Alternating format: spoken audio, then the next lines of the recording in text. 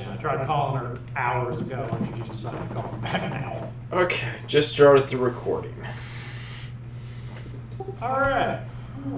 So, last time y'all staved off a zombie apocalypse and saved the town and got some recognition as up-and-coming local heroes. Got a meeting with and commissioned by the mayor to officially come find out what's going on at the Gauntlet and shut it down permanently.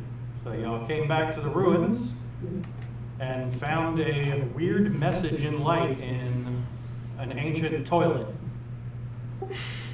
And the message wrote out, I was Otari, save me from below. Yeah. Y'all chased a ribbon of light to a secret staircase heading down to the 3rd floor below. And y'all are tucked in a narrow stairwell hallway with the secret stairwell and another stairwell going south down to what looks like swampy, root-covered beach territory, and you can hear the sounds of water. And a slight echo. Slight echo. But the light went down the stairs, is that correct? The ribbon of light went down the stairwell that you are currently standing in. By the time you get the secret door open and look down there, you don't see the ribbon of light anymore.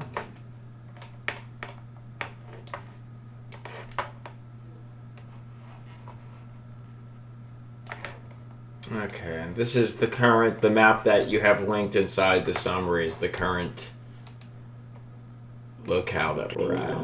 Yeah, we're in, let's see, we're in this area right here, Ted. Yeah, I see. I mean, I can see our tokens. You can use the button on your character sheet. It looks like a bullseye on the top left that'll find your token. Yeah. I mean, does the area that we passed look like it's underground, or is it open to the sky? Y'all are all underground now. An underground waterway. I guess the question is, when do we feel like we have explored Section 2 enough, or do we feel like we're ready to go down to Section 3? Well, we just had a mode of light tell us that it was Otari save us from below, and it went down the hallway stairs that go to 3. So that's the only reason I was charging that way. Do you want to peek and see what's down there, or do you want to keep looking here? Because we have a lot of light. Pause there, please. Where? You just moved down those stairs, huh? Oh. Yeah, I will go down there to take a look.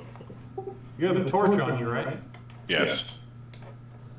Okay, so yeah, the light spills down below. There is a small landing. I should clarify, like, I have a torch set on me because it makes fantasy grounds easier to see. That's the only reason I'm using it. I have dark vision. You have a torch on you. Okay. I should probably use the torch, actually, because I think I have more free hands. But, and I don't have dark vision. You want my torch? Well, after this, we'll figure it out. Alright, so moving down there, there's a small, about 10-15 foot landing at the bottom of the steps, and coming down there you can see greenish blue, like brackish water. It smells moldy down here, and all of the ceilings have large roots protruding through. And as you are coming down there, the stone wall and ceilings shift from the like grayish white stone that makes up most of this place to like muddy roots. And amongst the roots and the stones, as these things are mingling, there's a curious smear of brown, muddy fungus. And as you bring the torch close to it, it begins to rapidly expand. Ew. Nature recall. Well, some things are going to happen quickly first. The temperature in the room, in the area around you, immediately drops about 30 degrees. And the torch sputters and goes out, and it gets painfully cold.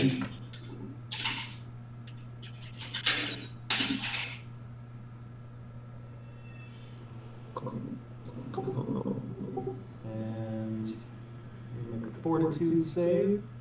No. Hey, that's a good number for you.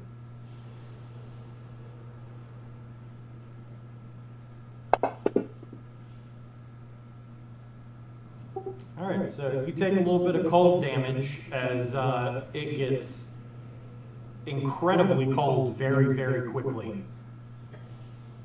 So your torch goes out. You still have dark vision, so you can see the smear of the mold.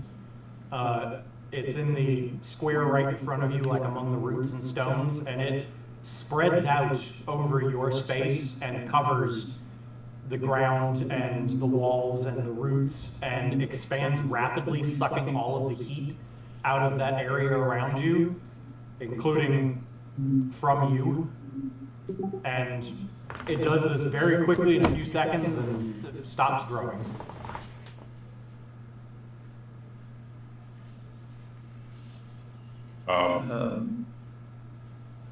Can we make Gonna step back out of it. Yes. Yes, you can. And you can make a nature check.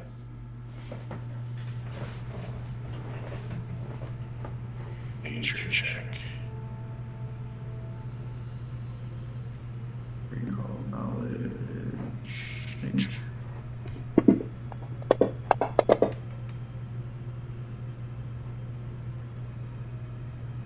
That's a good roll. Actually, Balin, you have a critical success.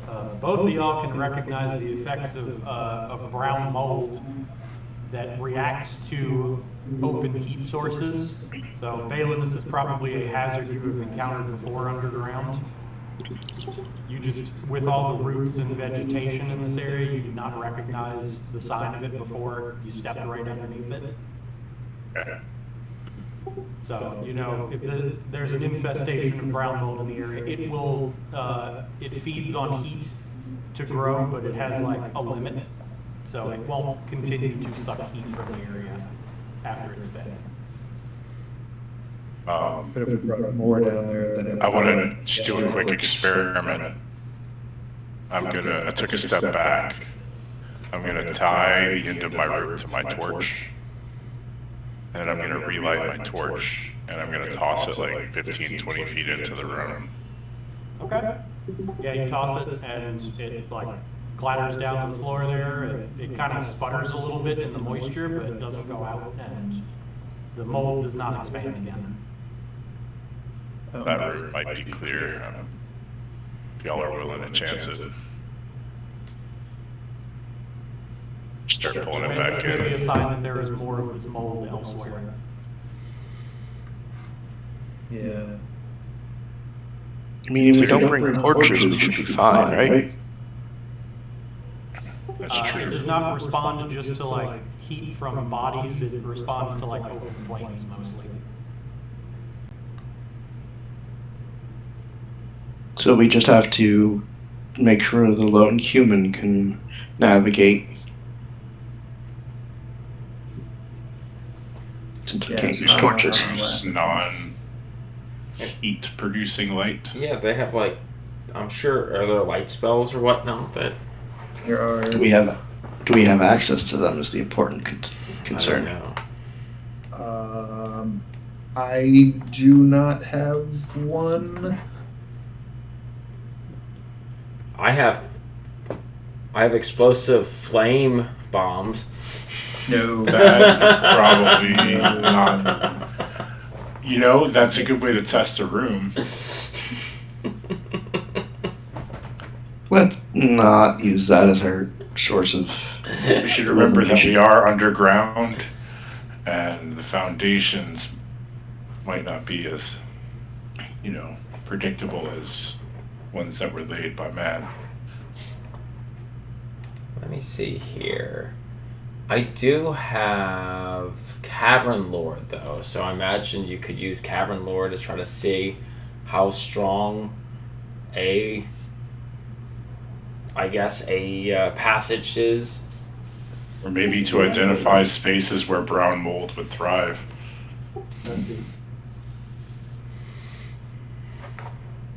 Or how to kill it. With fire. Yeah, fire, right? I have a feeling that fire does not kill it. It's gonna make it much worse. Yeah. I know from D&D that it's cold damage. Yeah. I mean, it seems. Yeah, you can try I to do not- remove the mold. It will stay here and potentially pose a hazard again in like a day or two. Do you think you could research it to make some kind of cold bomb out of its phlegm? Research to make a cold bomb out of what? The fungus. It expands rapidly around heat and causes. Still have probably ice in my beard. Oh yeah, it'd probably make a really good alchemical reagent. Yeah. There's some on the square here.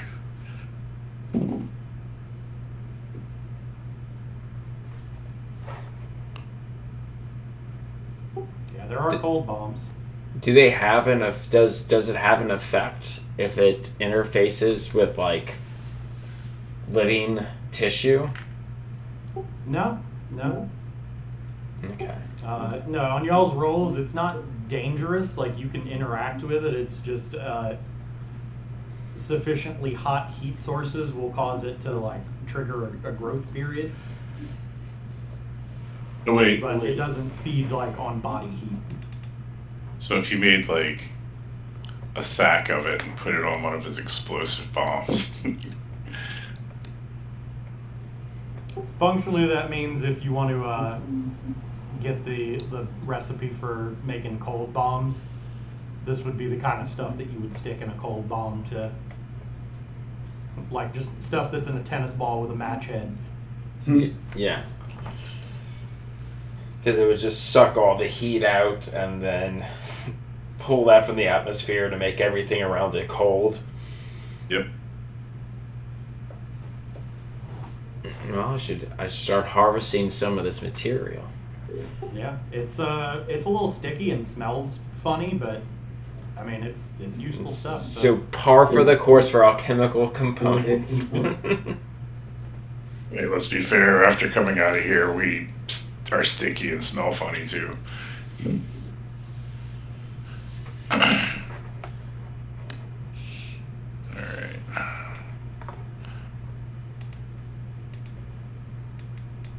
Yeah, so you've been scrounging alchemical stuff down here for a little while. This is definitely good territory for reagents. Lots of different kinds of fungus and stuff. It's like a rainbow of molds.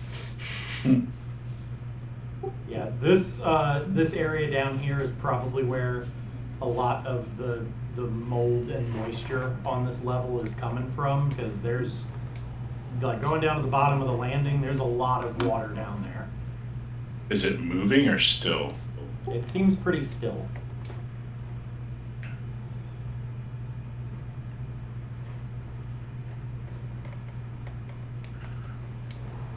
Can we tell what the structure might be for? Does it look like a connects to a river? Maybe no. Would be moving. Y'all heard that from the Mitflits that the Osprey Club people who came here entered through the water somehow, so you think that there might be some connection in this underground river cistern that leads outside Okay. somewhere. Is this fresh water, or is it salt water, or is it brackish water? It's pretty fresh water. Y'all are close enough to the coast that it could be brackish water, but it doesn't smell strongly of salt. Are there any signs of life in it? Uh, I guess that's a good sign. Well, it's Yeah, sign like- there's an underground. Fish or yeah, you can see like some small like minnows or like underground fish. okay, so it's supporting life. Yeah, definitely. There's like small water plants and stuff down here. Not a lot because it doesn't appear like this cavern in here gets much sunlight, but it smells of like mold and plant life down here.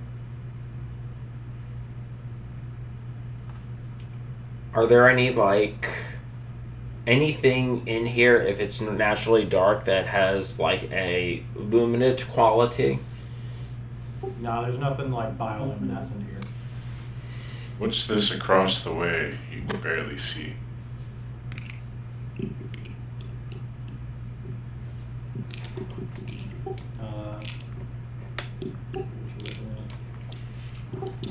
Yeah, looking across there, it appears that across the water there is another small landing over there.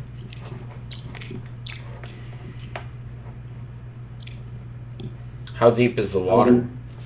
Can you see the bottom?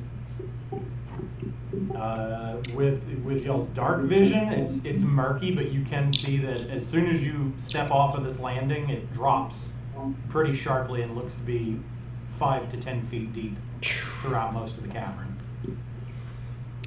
Yeah, it's enough to submerge us.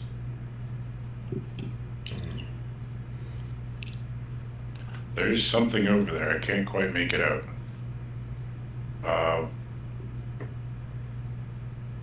Oh, you send that bird everywhere. Is your bird with us, Siegfried? Can it see in the dark? You can see in the dark, yeah. Yeah. You can go check out what's over there, Sig. Yeah. Yeah, the ceiling here is only like a few feet above the water level.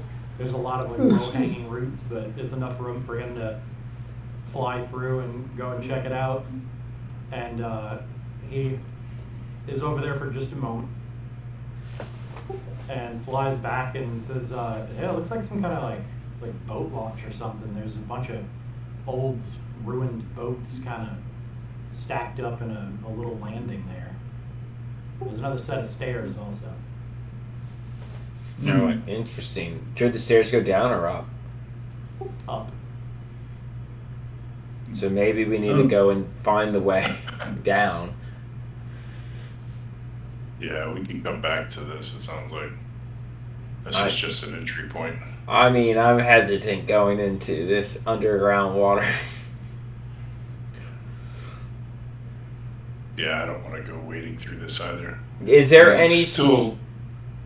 Is there any sign of like water wear on the ceiling? You said the ceiling is relatively close to where the water is at. I wonder if there's any tides that go in that bring it up high or bring it down with obvious signs of water erosion. It doesn't look like it. It looks like this cavern's pretty static. You would assume that this cavern like just appeared over the last few centuries because of erosion, if it weren't for the fact that there is a stairwell right behind you directly leading down to this. Hearing that going sometimes when you talk, Corey.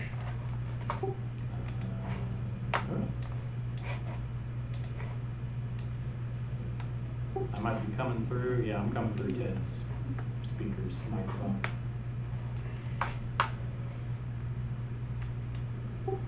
You might need to turn your sensitivity back up from last week.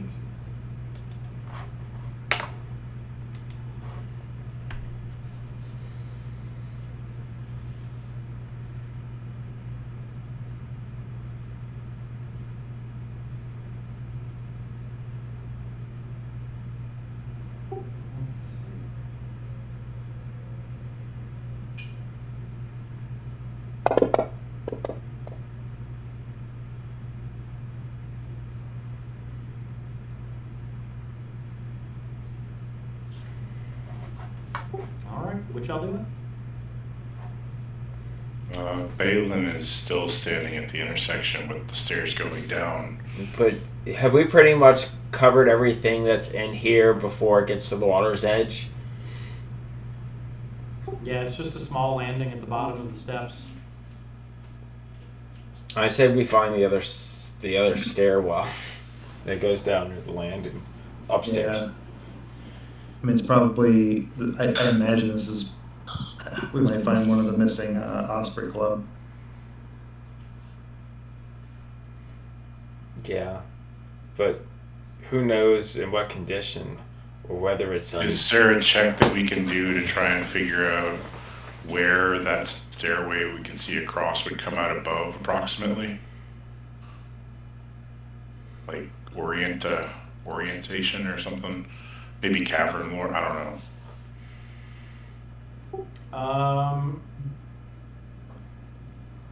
Just like mapping it out in your head a little bit. Yeah, between Yeah, to the try and levels. estimate where it would like let out where that Yeah, boat so launch is. Yeah, so if we were to go up to the prior floor, if we can actually find the direction to pinpoint that Launching it stairwell. out instead of going up, basically. I have a cantrip that is not prepared, unfortunately, but I have a cantrip that kind of does that. Well, it's called Know the Way, and I can like reorient myself and basically pick a direction or pick a location that I was at and kind of learn which direction it lies. Sig will actually pipe up and say the stairs aren't that high. They don't go all the way up back to the surface. Oh, interesting. And I should probably get a light spell if there's going to be all these. There is something to explore on this level. Let me see. Okay, let's see here. I mean, we do have doors that were not explored on this level going back and looking at this long hallway. Quite a few. Because of how close the roof is to the surface of the water, I'm assuming the only way we could get over there is to actually get into the water from this position. We got... If you could walk on the surface of the water, you could probably like shimmy your way through the roots hanging down. But it might open up a little bit further in the cavern. There's 5 showing doors coming back the way we went that we haven't opened. Yeah, there's a lot of stuff that we can walk past. Oh yeah. Yeah, there's back where you ran into the Morlocks, there was more doorways out there, and it's possible one of those doorways leads around to that other landing.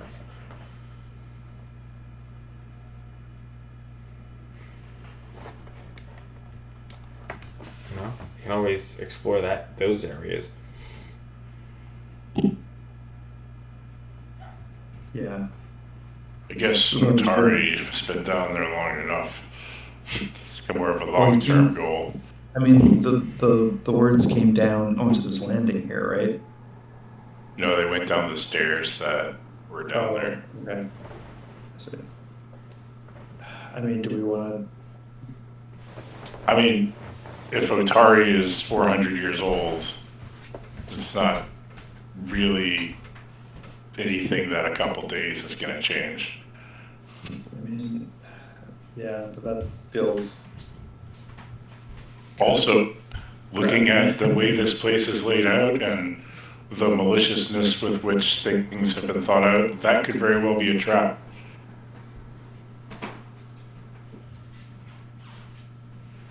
Yeah. I guess that's true.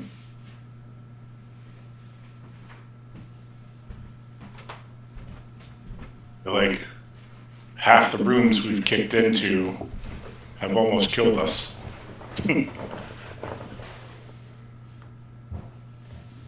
Starting to question the wisdom of chasing wisps of light down dark hallways. Well, you don't do it.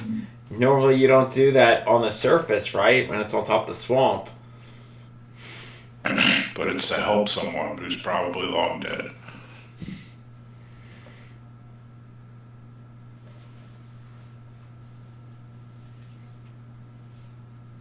say we continue exploring this floor.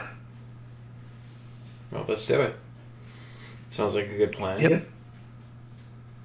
Just hope his ghost isn't mad at us when we finally get there. Finally find him. Oh, it took Yeah. you guys so long. It's a ghost. He's probably not going to know the difference. Completionism. Do ghosts have good references of time? Probably not. I mean, isn't he been dead for like centuries? What's a few more hours?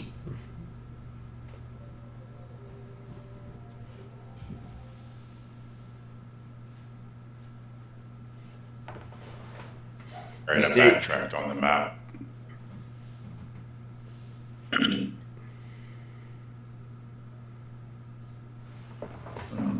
Backtrack, now I can't see where you are. Oh, you need me to come back? Yeah, I'm not 100% sure where you are. Oh yeah. Keep going to these rooms. Oh, there we go. I am the Yeah, beacon. I have a torch. How do I... There's a spot on your sheet where you just click something below and we find it. This is just the equipped. It's under combat character effects. If you have a torch, you can click it on or off.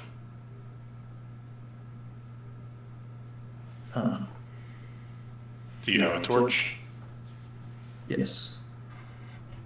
There we go.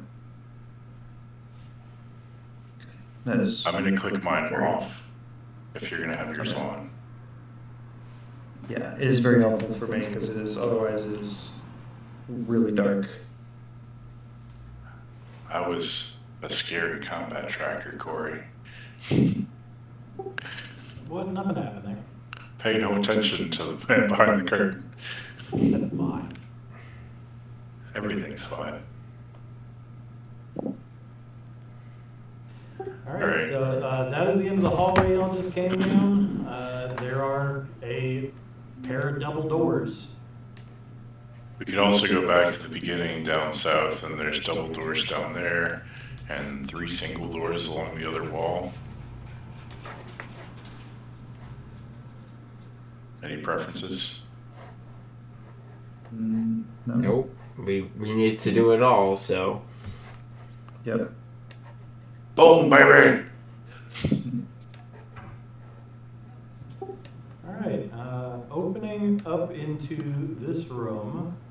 You are trained in athletics, so it takes a little bit of a shove to get the waterlogged door to slide open, but it does creak open. Inside this room, it is a large room with several wide alcoves adorning the walls of a L-shaped hallway. Each alcove contains a small diorama of the same city facing different perils. A massive fire, a devastating tsunami, a thunderous earthquake, an attack by an enormous tentacled monster, and an invasion of an army of undead. Cool. So as you look into the room, there are 2 dioramas right next to you. The one immediately to your left shows this large city on fire, and the one on your right shows a swarm of undead rising from graves. Pause there for a second. No. That's a lot of dice. Don't worry about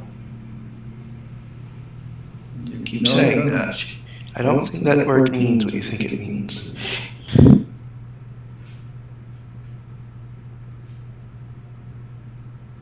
By him saying, don't worry about it, he implies begin worrying more to follow. Yes. Can we tell what city it might be representing? Yeah, so Balin, you step up to get a closer look at the diorama, and it's an impressive work. Like, there's this like almost 10-foot wide alcove, and the city is like built on a pedestal that's like 4 feet wide, and it's done in impressive detail. Like, the craftsmanship is incredible. Let me make a roll for you real quick. You do not immediately recognize the city, but the effect of the fire appears to be some kind of illusion magic. So, like, it's not just like a static image, like, the diorama itself appears to be on fire, and there's like little phantom plumes of smoke rising from it. And you get close to take a look, and you feel actual heat coming from this thing. Get real close and kind of squint and look into it without getting myself in a position where it'll burn me. The city. In addition to the city, in the distance, you can see, like, behind the diorama, like in the wall, is another small carving of what looks like a lighthouse tower. And as you are looking at that, the lighthouse tower glows and shoots a beam of light at you. Well, we know which lighthouse tower is representing.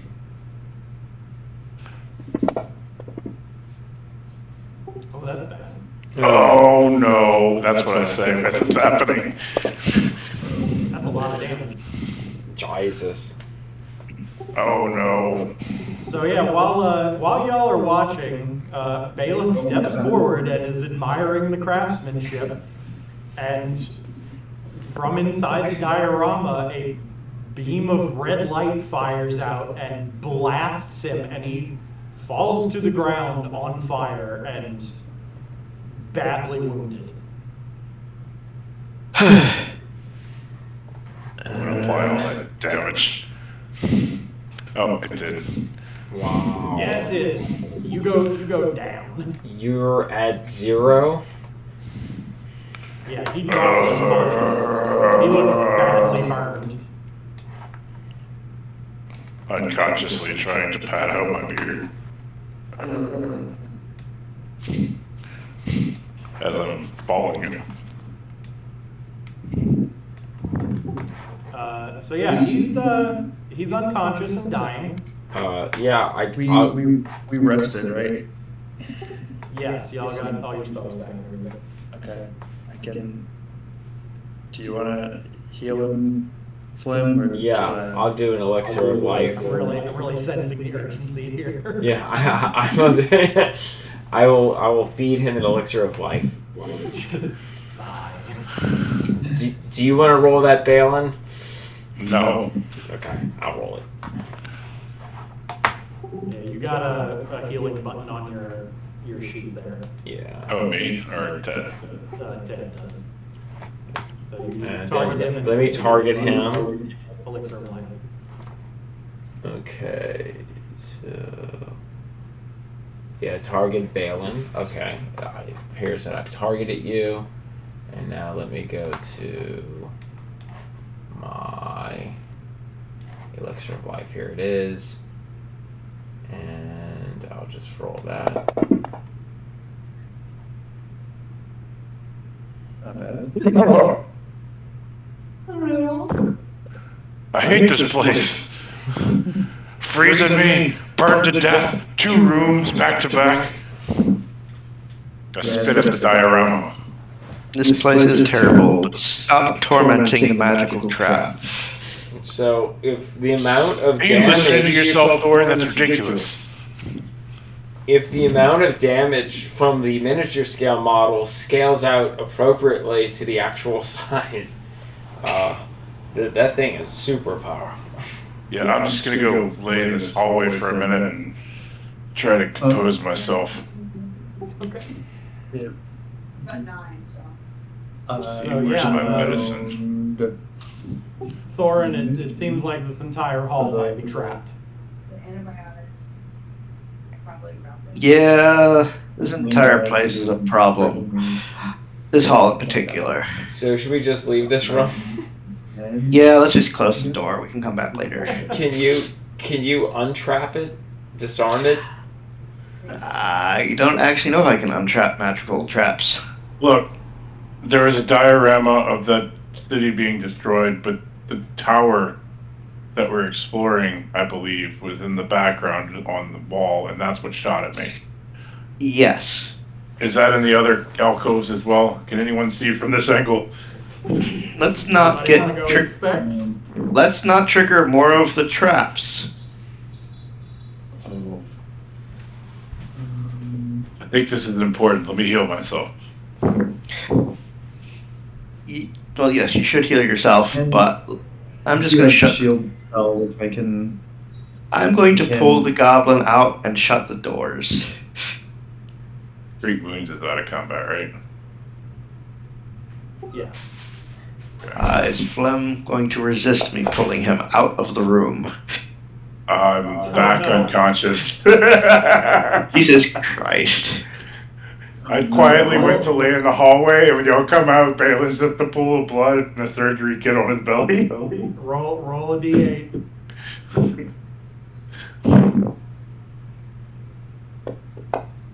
You do not go unconscious again. Okay, so the blood is squirting out, and I'm screaming.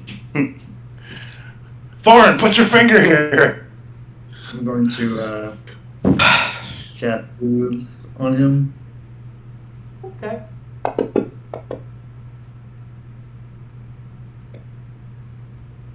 You feel nice and calm now.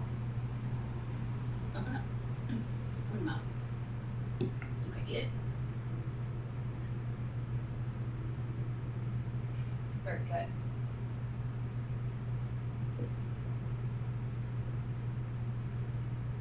Okay, hungry?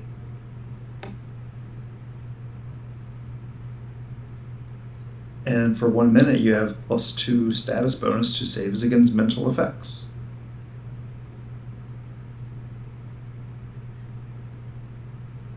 Yeah, you feel a little shaken there. Alright, so what y'all doing from there? I feel like we should probably.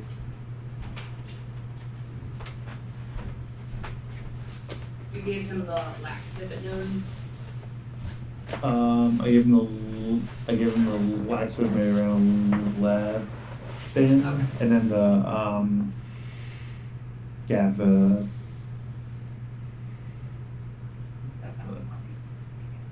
no.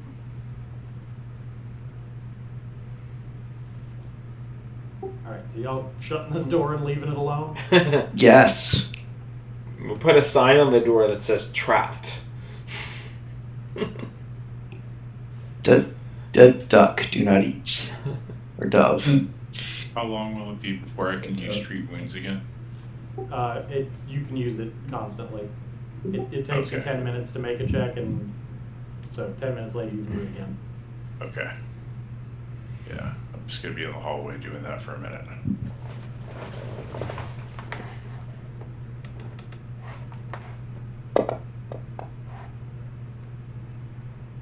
At least it succeeded.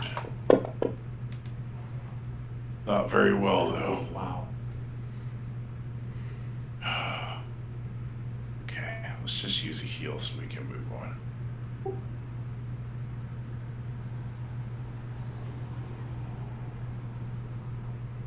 Wow, you got a 3 on 2d8? Yeah. That's not good.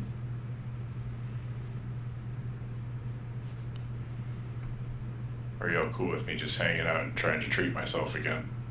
If I do that, can I also help? How often can I regenerate the potion, reset my potions? You can scrounge up 2 vials every 10 minutes, so yeah, you can just be feeding him vials as well. Okay, so while you do that, I can also feed you some vials. Yeah, I'll let you do 2 of those and then I'll do another roll. Okay. Let me target you. I'm already targeting you, so I will do it. Can you do any number of those a day? No, don't go too far. I said no. There you Have a go. seat. Have a seat. Okay, let me do Open up. 1 round myself here. And that should be enough.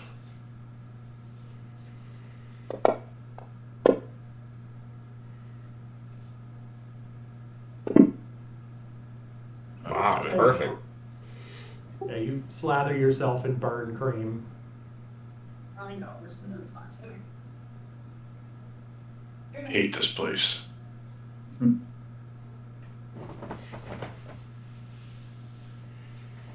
Good boy. Good boy. Alright, well, I haven't been doing well with picking. Who wants to choose the next door? You did awesome. You found an entire like little miniature diorama set.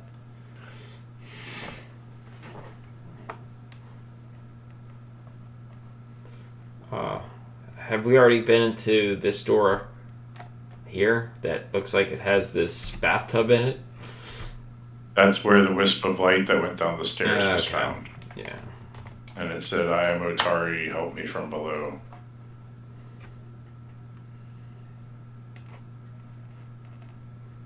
And so that's the next door?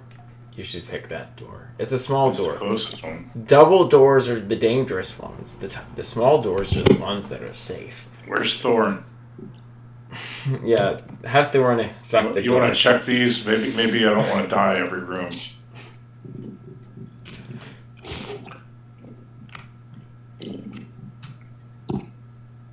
I was under the impression you did.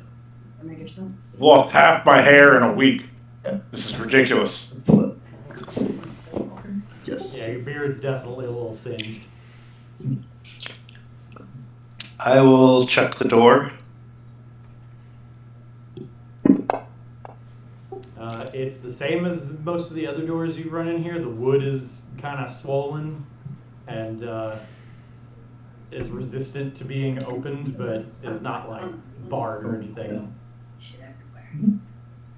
And there's no sound coming from the other side. It's so good in mommy, so proud of you. Other than Christine, I assume talking to the cat. Yes. She was talking to the cat. Okay. Yeah, there's Thorn, kick her out. Such a good boy. well, that All makes right. sense here sometimes. I didn't know. She just had to give him 3 bouts of medicine, and he took all of them very nicely, which is rare. So No, I'm not able. Oh, there you go. Yeah, opening it, there is a short hallway on the other side and another door. All right. What did we just talk about? Shouldering open that door, you come into it looks like some kind of supply room. There are shelves lining the walls, each filled with tools used for cleaning and repair. The only thing that stands out here is that these supplies don't seem to be as like decayed as a lot of the rest of the stuff you found. So this room looks like it's had some use in the last couple of centuries. And there is a silver-headed cane, like walking cane, that is stood up amid a tangle of mops, brooms, and buckets. Well, one of these things are not like the other. Yeah. It doesn't seem like incredibly out of place. The room looks very well organized and well kept. It's not dusty in here at all. It still smells of mold, but this room actually looks pretty clean. Are there any tools or cleaning supplies in here that we do not recognize? No, it's just like mops and brooms and stuff. I think it's worth inspecting the cane. Yeah. You wanna Sure. get this one, Reese? Sure. I like looking at stuff. I'm gonna not touch it and take a step back and start to hold my shield up.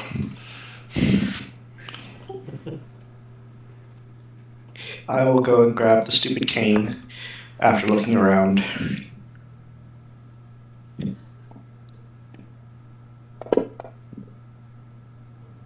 Okay.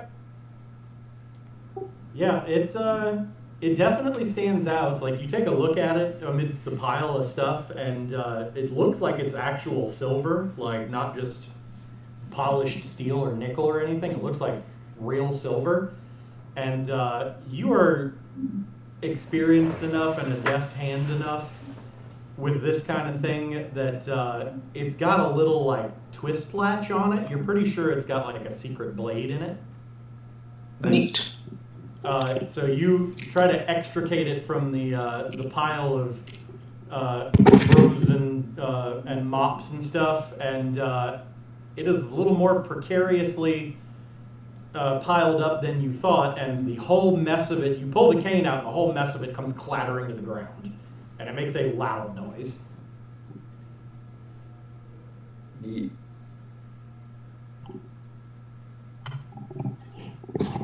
Well, when that happens, I'll just make sure to look around to ensure that everything is silent. Or by silent, I mean like nothing appears to be now looking in our direction. Balin peeks over his shield from the corner.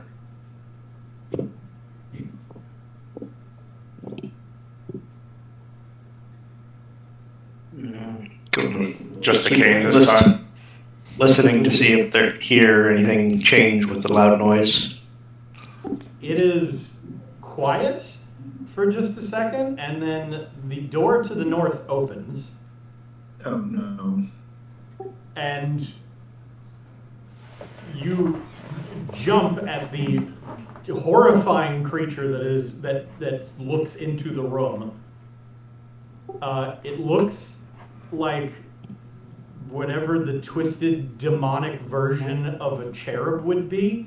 It's like a baby, but it's got the insect eyes and like a long tongue and like mandibles coming out of its mouth and horrifying wings. I hit it with So a it's just- hammer. So it's a baby. No, I hit it with a hammer. Oh. That the hammer hit. It's Like like you said, it's like if a king cake baby and a fly Nope. made it. That Your looks like- hammer smash. The baby cake's mascot. Yeah, it does. It opens the door, and it seems just as surprised to see y'all in there as y'all are to see it. And it looks to you down to the pile of brooms and mops, and like it looks like it starts like hyperventilating and like going into hysterics, and it says, "No, the cleaning." Yeah, roll initiative. Well, no. it sounds intelligent at least. You know, so based on your verbal description of it, if you would have been like, oh yeah, and here's a picture of it if you want to say it, I would have been like, no, you know what, I think I'm good. But then you just bumped it up. Yeah. Anyway. No, if I So have to consent. see it, you have to see it. Yeah, so Okay, we're doing. cheers. Yeah. There we go. Yeah. Always rocking the low initiatives. It can talk and it's scared of us. This is where we get information, guys. It's It not doesn't scared look of scared, us. it looks furious. It's upset with us for disrupting its clean place. That I would hazard a bet it used its tongue to clean. I mean, maybe you could talk it down, but it's also I don't know why you would guess that, but I'm gonna give you a hero point. for what guessing that would be to talk it down. Oh, No. That it cleaned this place with its tongue. oh, Because there's a Japanese yokai that does that. Keeps bathrooms clean. Lickitung is based off of it. cool. Fun times. Oh, Richard, you get to smash it first. Yeah, you're going first. It's a I good think we have initiative. So different it's there, huh? times. Yeah, Smash. it's standing in the doorway, and it looks pissed. All right, give me 1 Smash the second. fly fiend. Let me look at my stuff just to refamiliarize. Is there a token that represents where it's at? Is it? It's on the. Oh, you won't see it because you're not in the room that it's looking into.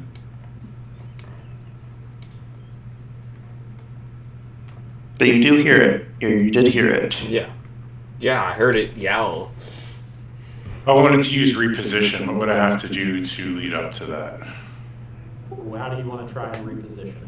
I want to run up to it, grab it, and pull it in the room and close the door, if that's possible. Just kind of let's see. Oh, I see. Let me check. It looks like reposition is 1, and grapple is 1.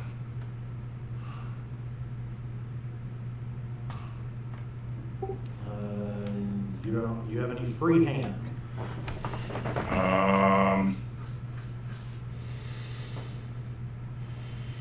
I had my shield out, and well, I've already stated that when we're exploring, my hammer and my shield are out. Like that's my. Yeah, you could drop like your weapon and grab it. Yeah, if you were able to get a critical success, you could probably yank it into the room. I think we're gonna. That thing needs to die, everyone. This is not natural. I mean, he just wants a clean place. I mean, to be fair, it might be natural. There's a lot of weird shit out there in the world. I mean, I look into the orc. And the goblin. It's like And the guy with the glowing eye. It's like an intelligent fly.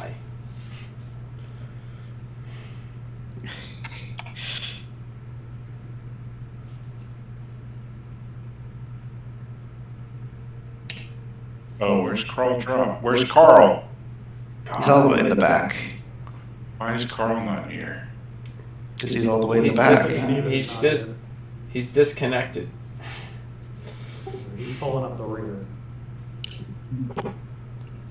He doesn't look undead. I'm not gonna do that.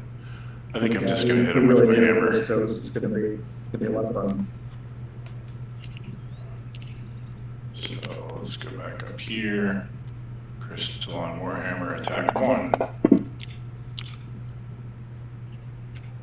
Oh, this thing's so shifty. Attack number 2. Did you say shifty or did you say? It's a fly, so I'm assuming it's moving around really quick. Probably both, Ted. Yeah.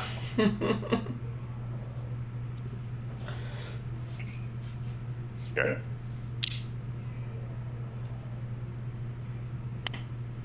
Alright, so you run up and start swinging your hammer at it, and it manages to dodge the attacks, and it, in a like squeaky like voice, like sneers at you, and then disappears.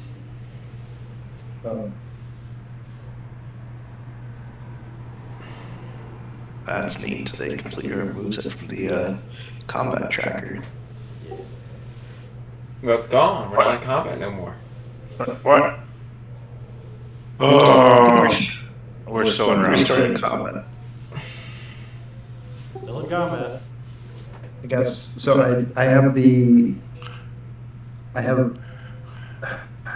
It's not really line of sight. I mean, never mind. I have recognize spell, but that doesn't work if I can't see it.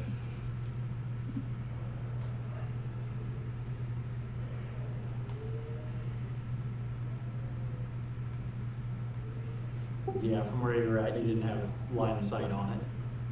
No.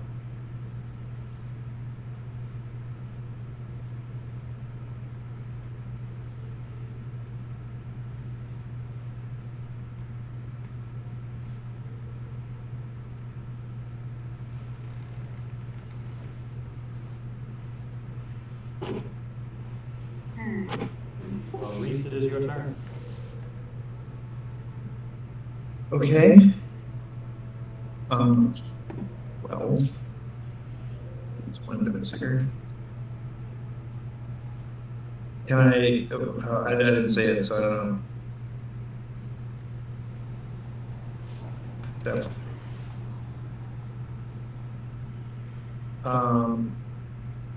I'm just gonna say, it's like, hey, we're really sorry about knocking over your tools and stuff.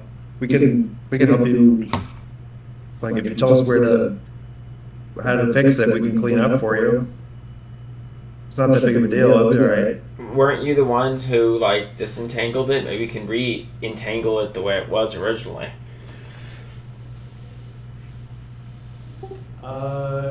Make me a diplomacy roll. Okay. It is something that I am not good at. No. Not a one of y'all bastards has a positive charisma score. Nice. I can't do these because I'm skills. Let me see. Diplomacy. Diplomacy. Well, I at least have a +4 at it. You just did. Well, I know who is gained desire now. You don't see the creature, but you hear a phantom voice from somewhere say, "Fuck you!" Oh, well, I mean, okay. Jeez. Damn.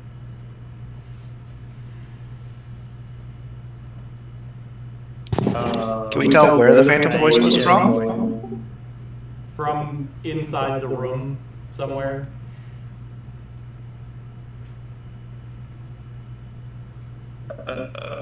Okay.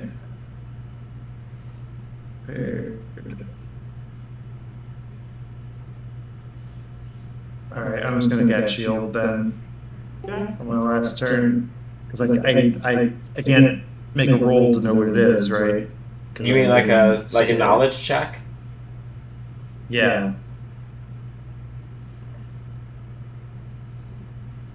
I'm just gonna. I'll go ahead and say from them just being like creepy insect demon Give baby, it 5 hit. you can make a check based off of that. Okay. Is this occult or religion, arcana, nature? It's gonna be religion. Legend. Oh shit. A natural 20 will do it. Nice. That's not natural. These are things It you. is a fiend, a type of devil called a zabub. They are like very lesser infernal servitors.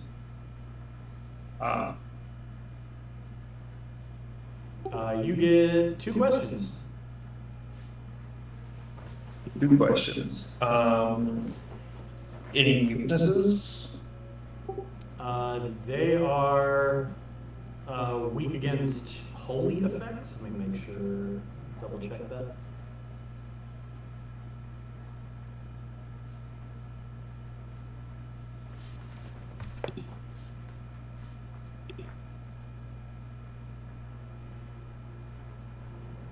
Yeah, they are weak against holy effects. Okay. And silver. Silver. Yeah, Good. Fiends tend to be all have damage reduction that's bypassed by silver.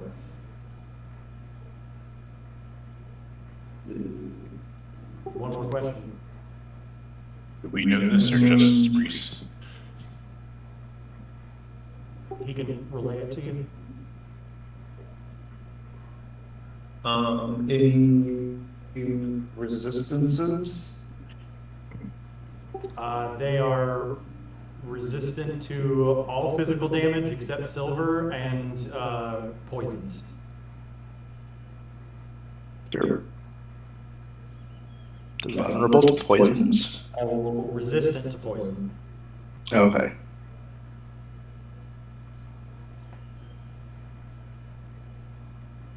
Okay.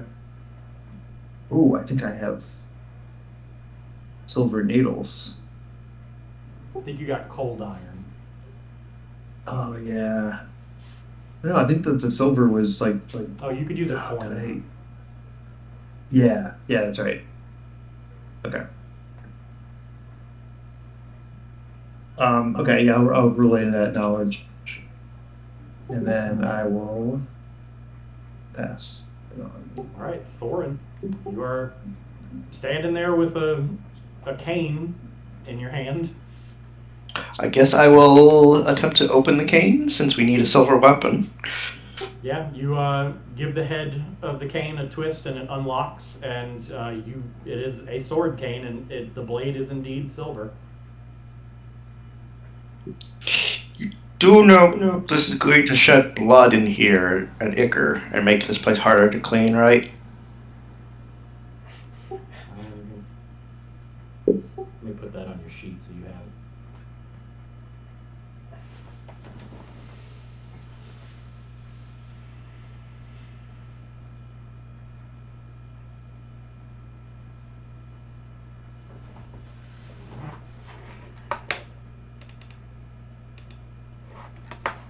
Okay, good. It added it to your sheet. Yeah, you have a silver sword cane. What is that? It's actually kind of a mercy that this thing can turn invisible. I hate looking at it. If you would like to take an action to attempt to talk it down, you can make a diplomacy check. I'm not trained in diplomacy and I have -1, so not really. It is also does not seem very willing to talk. That's fair. I can't tell what kind of weapon this is, though, because it doesn't actually give any useful information when I try to open it. Let me see if it's. Oh, it's not identified. Oh. There you go.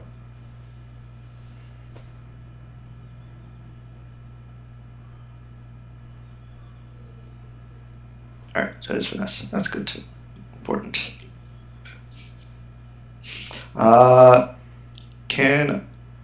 I assume there's no humming or buzzing or anything in the room. There is kind of a buzzing sound from it flying around somewhere in there.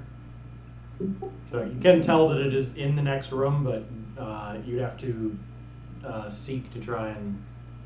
The next room or this room? In the next room. Oh, just close the damn door.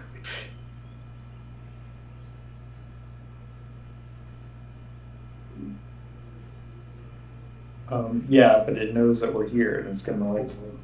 Yeah, if the door opens, we hit. It thaws, it dies. It needs to die. Fine, I will try to seek the stupid creature. All right, make a seek. I think I have that. No, I don't know where my character sheet went. Here you are.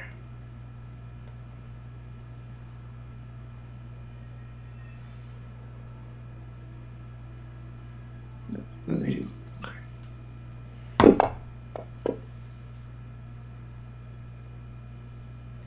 Alright, best you can tell is that it is the buzzing sound from it flying around is coming from the next room, but you can't tell exactly where in there it is.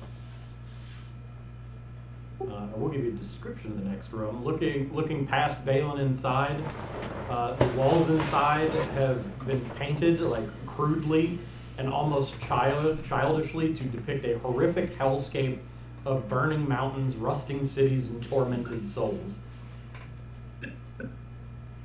Cute. Oh.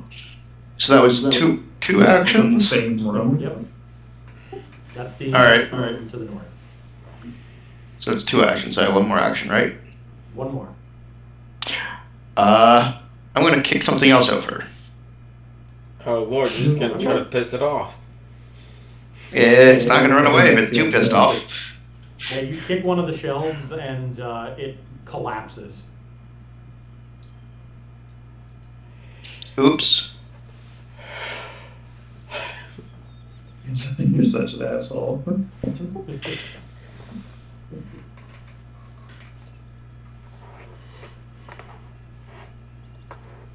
It's your turn, Flim. That was my Yes. 3 actions. Let's see. I could potentially make some silver salve that I could then hand to Balin. You don't have a silvered weapon, do you?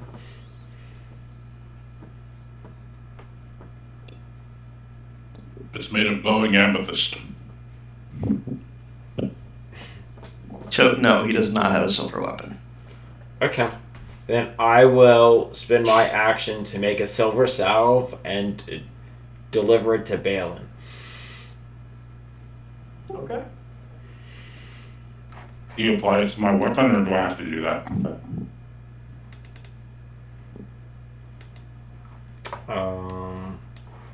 Let's see what it says here.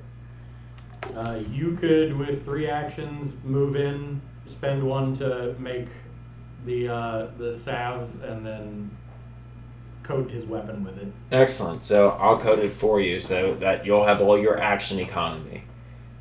And so with this, for the next hour, the weapon counts as silver instead of its normal precious material for any physical damage it deals. Okay. And I guess I would be, there. To be able to do that. So I'm going to make a nice silver cream and start rubbing it all over your weapon. All over Balin's hammer. Reese, did you share all that information with us? Yes. Okay. Get the head nice and shiny. Spit polish it. Hot tour.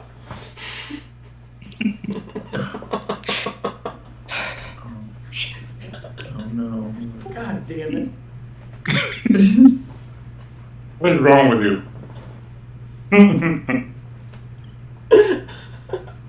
Which Alright, particular thing are you swearing about? Oh.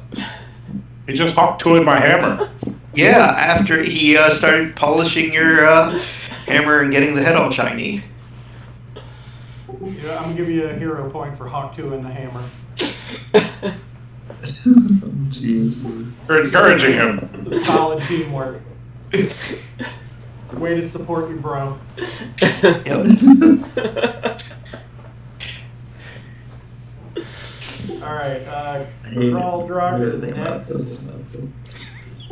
He's a lunatic, so I think he's going to charge past y'all into the room.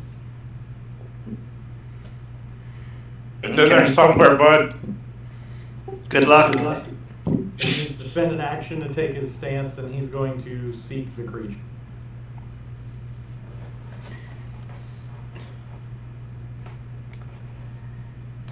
Fantasy Grounds will respond.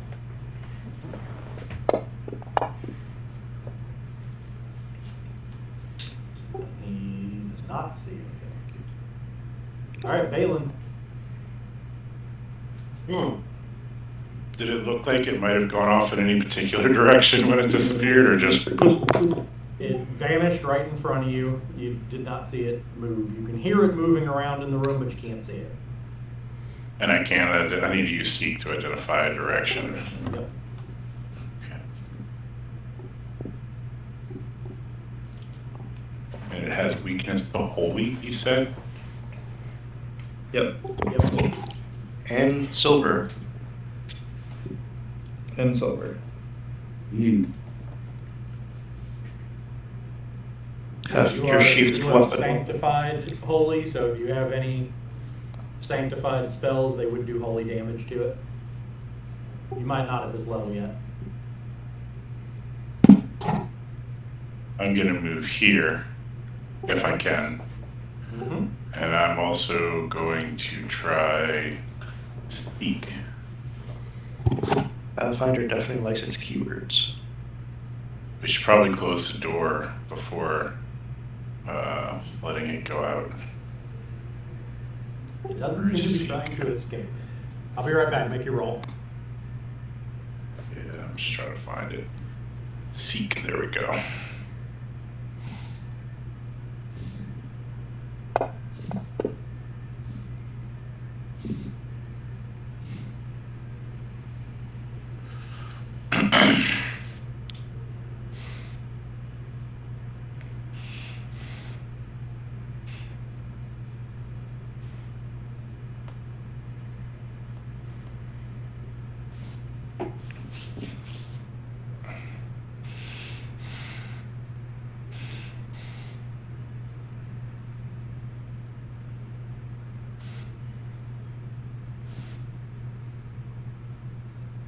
Hey, Carl.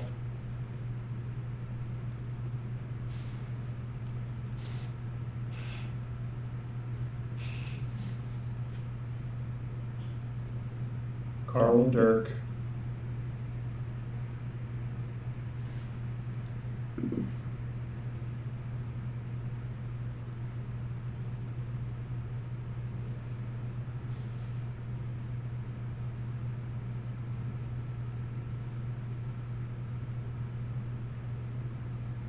Did you call him Carl Dirk? Yes, it did. I love it.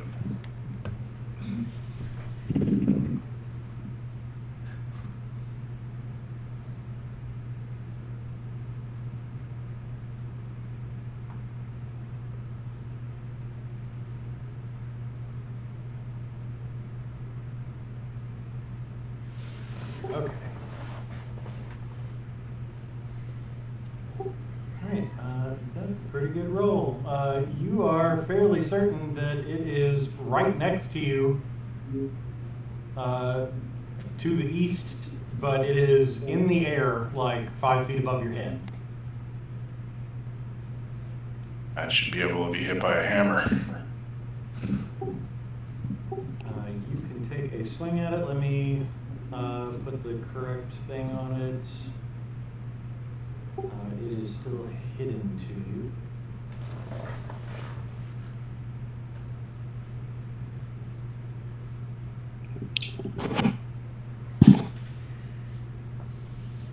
Oh, actually, before you make your attack roll, the hidden modifier is in the bottom left there. Just click on hidden and then make your attack. I assume I wouldn't be able to do anything else with the action economy, or in terms of like trying to throw it off. You moved and you did a seek, so Yeah. you can spend your last action to attack it, or you can take an action to point out its location to others.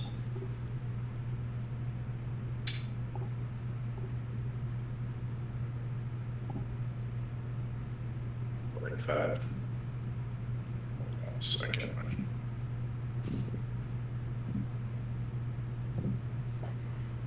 So you know what square it is in, and it will remain hidden until it is not invisible. So it's got you basically got like a 50% miss chance. So you can either attack it yourself, or you can spend your action to let everybody know where it is. Can I try and do that in a way that doesn't give up that I'm doing that? Not really, no. It involves like, it's directly right here in this space, in this exact location. Okay. Yeah. So I'm gonna scream. I think it's right here while I'm swinging at it. And you said hidden? Yeah. Right. So are you swinging at it, or are you? I'm swinging at it. Okay. Well, I can't talk while doing it. The pointing out where a hidden creature is a action. Okay, I'm just gonna swing at it. Okay. No. That's missed. Yep. All right. I gotta help Luella real quick. So quick break. I'm gonna go get some more of my Carby water. Nice.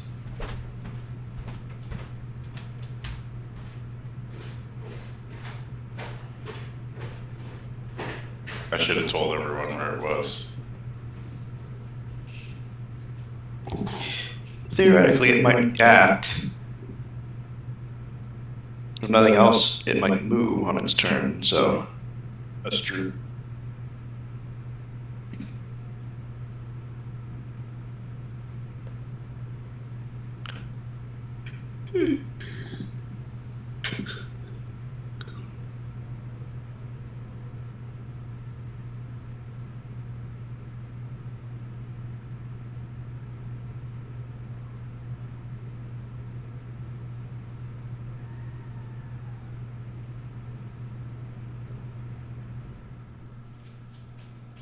So an anal retentive demon baby.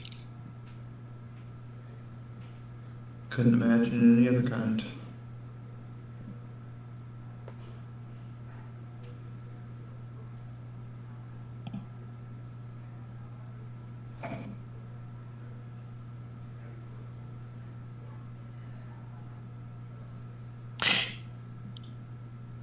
Maybe you can help Richard with his Phandelver game, since you're both running it.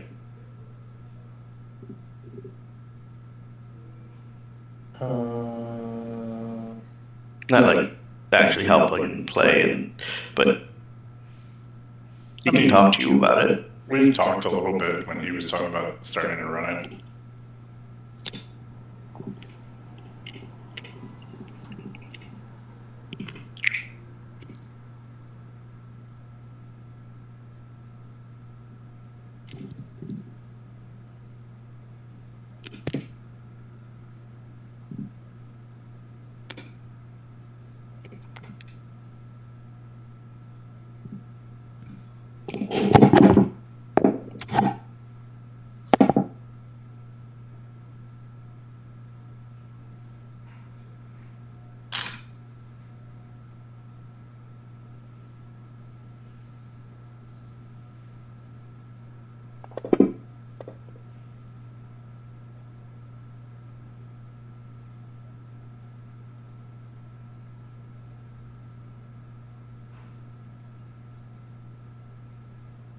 Another one bites the dust.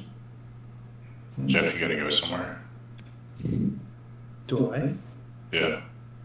Just trying to figure out how few of us we can get on the recording sitting here at one time. And can always go take a piss or something. All systems operational. Go do that then. And I'm by myself.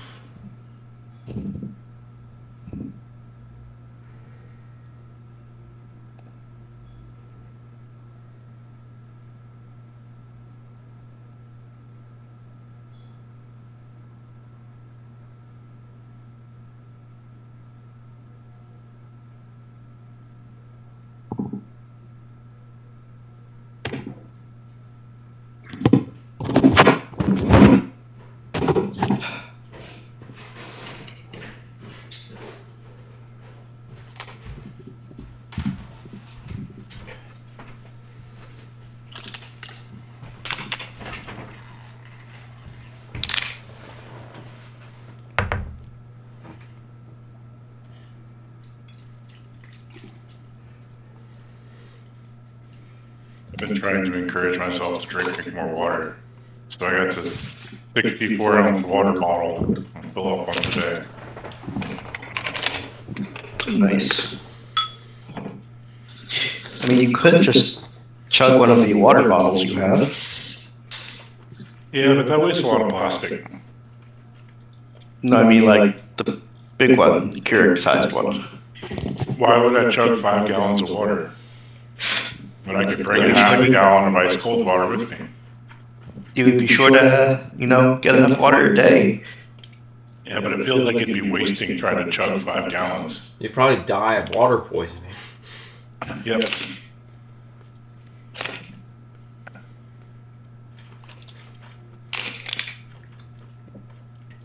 Water poisoning, Dave. Water poisoning. I think that's called drowning. No, it's a real thing, actually. I know, but still, it's also called drowning.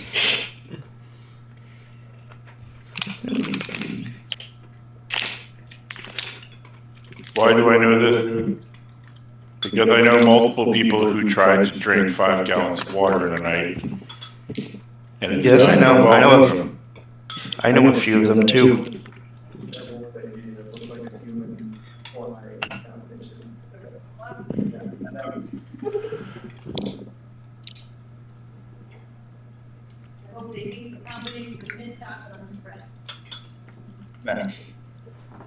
Okay. After Balin, you hear some chanting in a fiendish language, And in the room everybody else is standing in, a circle of purple energy appears on the floor with fiendish runes around it, and glowing red-eyed rats start crawling up out of the floor around y'all. What? Is that in our room? Yep. I guess this is what happens when it gets dirty. Yeah. No wonder why it was mad. So It's like a rat underneath, underneath Flim and Reese and Thorin, a swarm of rats comes up out of the floor. And immediately starts trying to attack y'all. How big are they? Is it just like standard sized rats? It's just a shit ton of them? Yeah, just a lot of them. Target 3 now.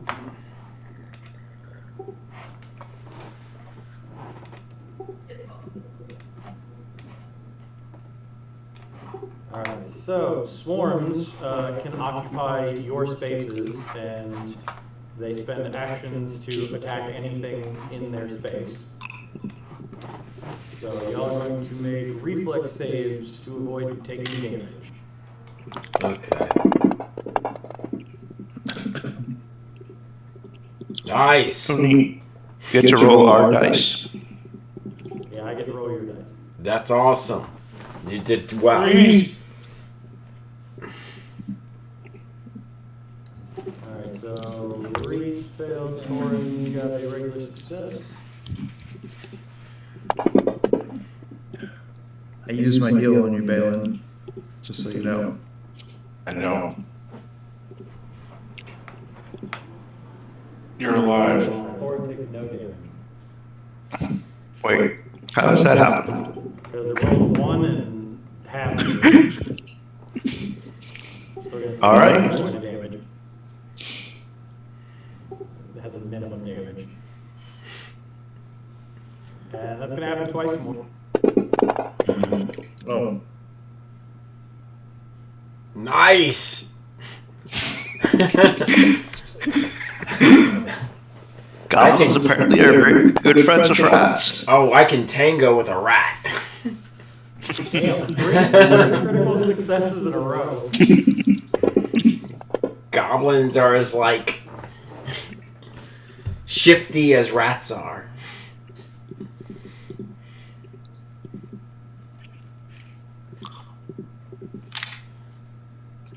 I can hear the cat snoring from here.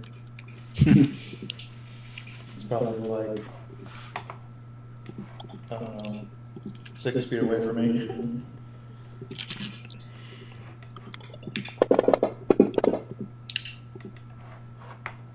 Wait, why are you doing another save? Don't worry about it. Okay. Alright, Reese, your turn. You are now surrounded and swarmed by biting rats. Fortitude. That makes sense. So it counts one creature. Yeah, it counts as a I'm whole guessing creature, this but swarms have specific effects on them. Can you like disperse them in a way? Yeah, area effects usually do more damage to swarms. So I have recognized spell. I didn't see. It says a creature within line of sight casts a spell. Yeah, it's not in line of sight technically. Judging on the effect and hearing the, seeing the visual and hearing it, I'll give you the roll. I automatically recognize it. Well, okay, there was some stuff. So, if I am trained in the appropriate skill for the spell's tradition and it is a common spell of second rank or lower, I automatically identify it. I can still roll to attempt to get a critical success, but I can't get a worse roll than a success. Go ahead and roll it. Oh, I actually should have done this earlier because what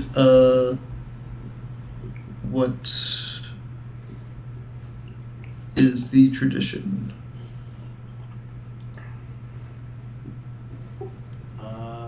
This is weird because it's an innate ability as opposed to like a proper spell. So just go ahead and make your roll.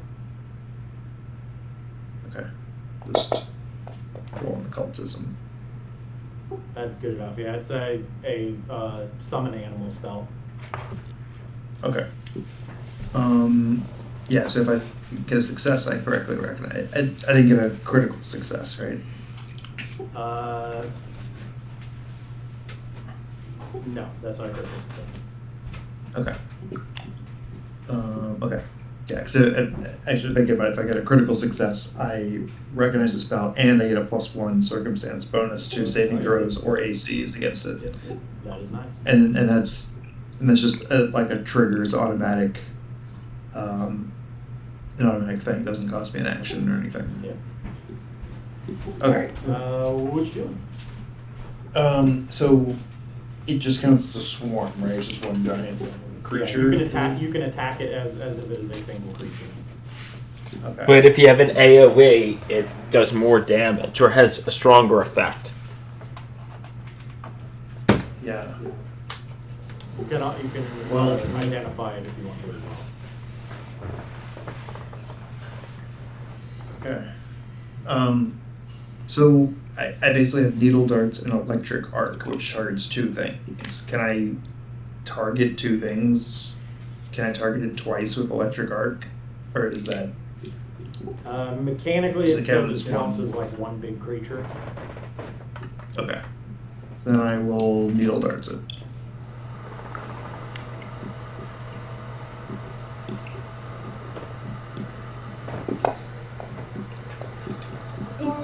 Yeah. pretty Nice. I think it gets something special. Nice. Can you disease or poison the rats? A critical damage and 1 persistent bleed. So I guess I will roll twice. I don't know if they're- If you just do the damage, it should automatically calculate it. Okay. As a critical. Yeah. Nice. Yeah, you form your needles Then- and like fan your hand out and blast a bunch of the rats with needles. I don't think it applied. Part of the swarm. I don't think it applied bleed thing, but And I did it Oh, there you as go. a separate. Okay. I don't know that the bleed might not Yeah, it's matter. awesome. Yeah. And then You got 1 action left. I'm gonna evil eye it, I guess. Sure. Let's see. I'll go ahead and give you that it is not a mindless creature, but you don't think you could affect the minds of dozens of creatures at once with that spell? Yeah, that's fair. Okay, I'm just gonna shield myself. That's good. why don't you evil eye first and then cast your spells? Is there- I probably should have. Yeah. It's a good move to do. Since the Sickened will lower their saves. Because yeah, you tend to always evil eye after you do your magic. Let's go.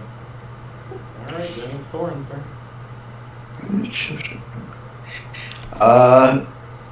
Should show me how it's done now. I'm not 100% sure if this counts as flanking or not. I'm not exactly sure how to flank this thing. So, like, technically, I think I need to move. I mean, we have rats between me and either of the other 2, but so that doesn't count as off guard. I can potentially try to move and shift, but I don't know if that would count as off guard either.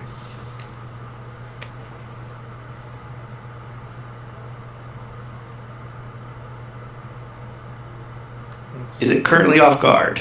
I guess is the important question. It is not, no.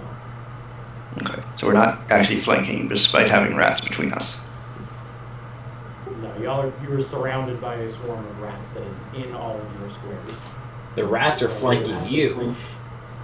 Yeah, basically. I mean that's fine. Fair too, but Mechanically, Alright. from where you're positioned, there isn't a way you can flank them.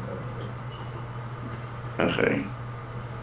So you'd have to be outside of the 4x4 box, I assume then. Somebody else would have to be on opposite side. Yeah, you can't get out the door. Oh well. I am going to take a step back. My first action. I can target myself. Oops, no, I don't want to do that. Alright, there you go. Step back. And then I guess I will stab with this new silver cane, which is not as good as my normal rapier, but whatever. It might be in this circumstance, just No, it's not. I guess I'll try another stab. Nope, it's even worse. Jesus. Although Phlegm can actually do AoE damage, so. Okay, let's see here. I'll probably step out from being. Oh, wait, no, hang on.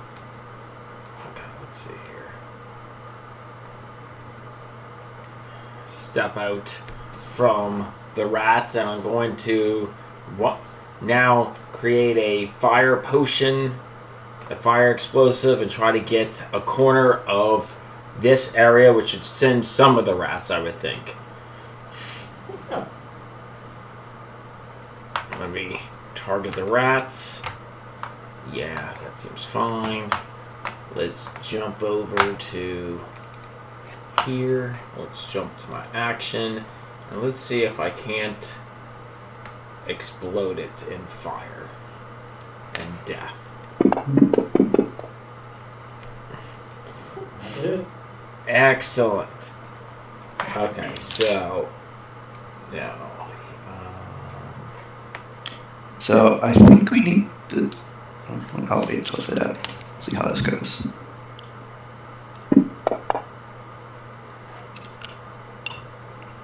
Yeah, so you run into the next room, and the rats are all nipping at your heels, and you drop a bomb right behind you, right in the middle of them, and it blows up and sends little carcasses flying everywhere, and they all like disappear and dissipate, like decay into ashes and disappear.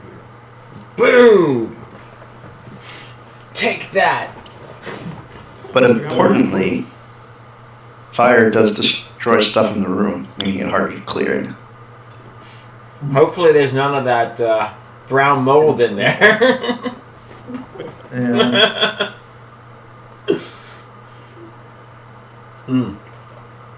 Okay. You got one action left. Okay. Well, now that I'm in here, can I use an action to try to see where this particular monster that is not seen might be? Yep, you can make a seek action. Okay, that's. Let me find that again. Is that under abilities? Activities. What did you say? Activities tab. Oh, activities. Okay. You got a favorite on the top. I see it. I just gotta let it load. Okay. Okay. Now that I see that, I see seek right here. And I guess this is here. And do I roll that in the tower or in the normal? Just hit the button. Okay. Oh, yeah. Okay. Okay, let's get rolling. Yeah, it is directly in front of you and up in the air. Excellent. Now I know where it's at. But I have no action, so I can't point it out.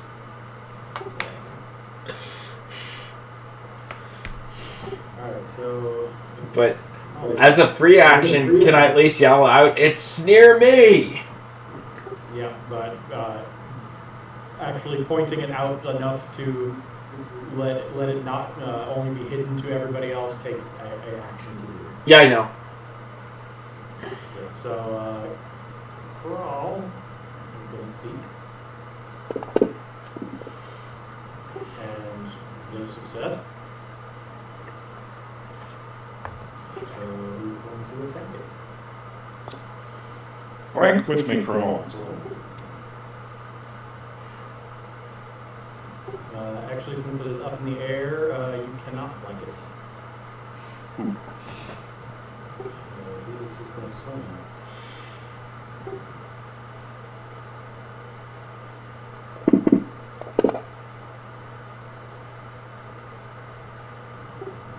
Miss.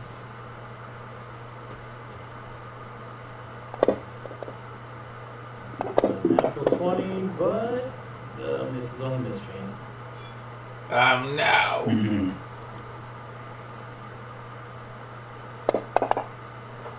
And whip on the last one. So, Balin.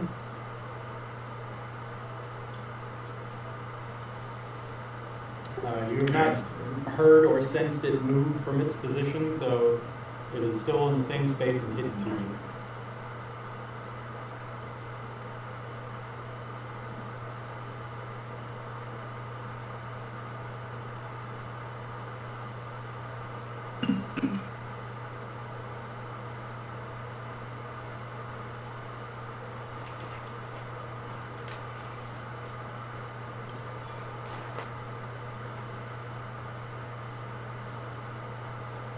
So I've never used the spell Sigil, but it says if a glyph appears on them glowing, or you can make it invisible. Can you use that on a creature like this to make a glyph glow on them? Not to make it not hidden or not invisible. That would be a different specific spell. Okay. And you would have to touch the creature anyway, which would also require an attack roll. Understood.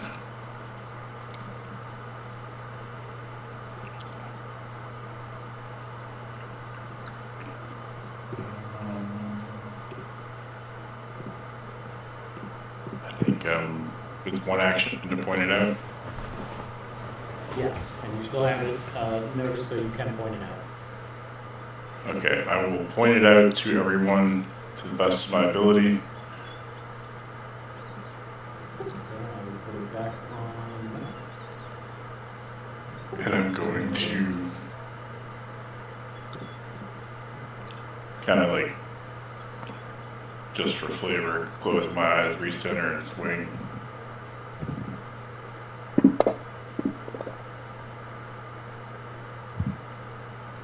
Miss. That is a miss. I hate you. Swing again. It is very nimble. And I'm now screaming at it. Still can't see it. I scream at it and swing again. That was 3 actions. That is. 3 swing, 3 misses. All right. Oh wait, I'm sorry. I told everyone where it was, so I only got 2 swings. I understand. All right. It lets out a very high-pitched, angry scream, and you hear a loud buzzing sound. Flynn, you feel it like pass right over your head. And Thorin, it appears right in front of you. Finally. Trying to bite you. Gross. It has an 18.1 initiative. Yeah, it's you summon a creature, it goes on your initiative. To make it go after it, I had to bump its initiative to 18.1. I gotcha. Alright, you are flat-footed against this attack. Off guard.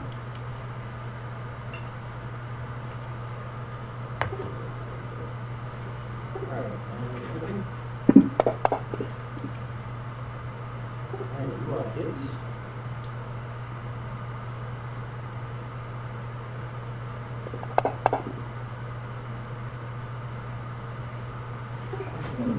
precision, you get sneak attacked. Rude.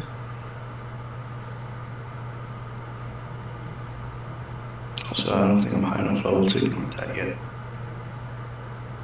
Not yet. It's going to take a second attack to keep trying to bite you. Rude. Oh no. Am I still flat-footed? No, it is visible now, so you were only off guard because it was invisible. Yep.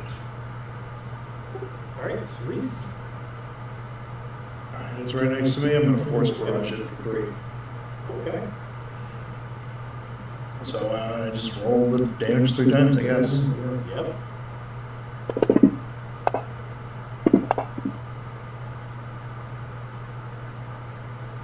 All right, you get blasted. It rocks back and forth in the air as it gets hit by missiles. It is still up. Oh, that's all I can do. My turn.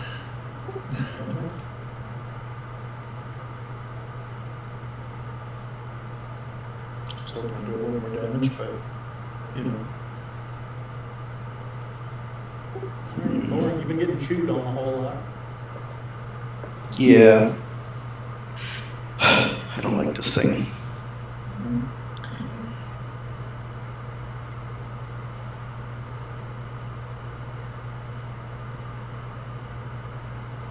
Haven't even been able to touch it.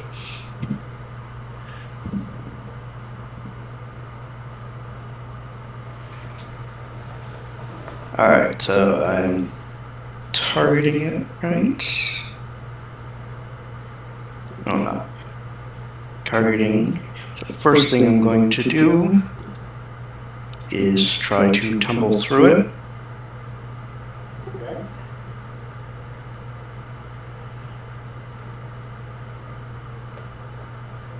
Titties. Tumble through.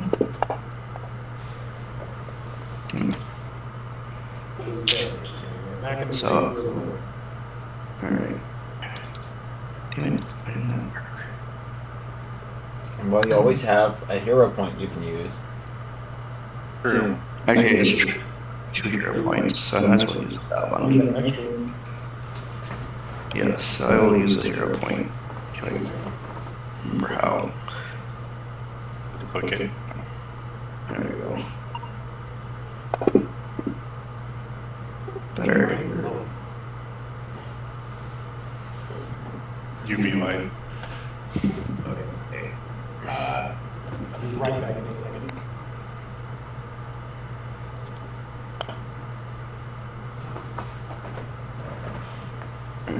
Well, I can barely continue my turn.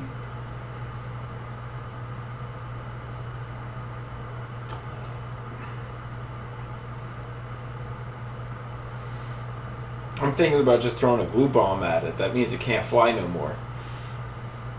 I love it. Or at least it can't fly next round. It also decreases its mobility. Make it a sticky baby fly. That's right. Get all that king cake icing on it. Do you really want to put king cake on the king cake baby? Yeah. That might make it more powerful.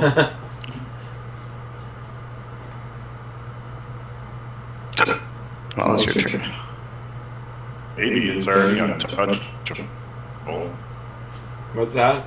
I mean, I could always just try to firebomb it as well. Yeah.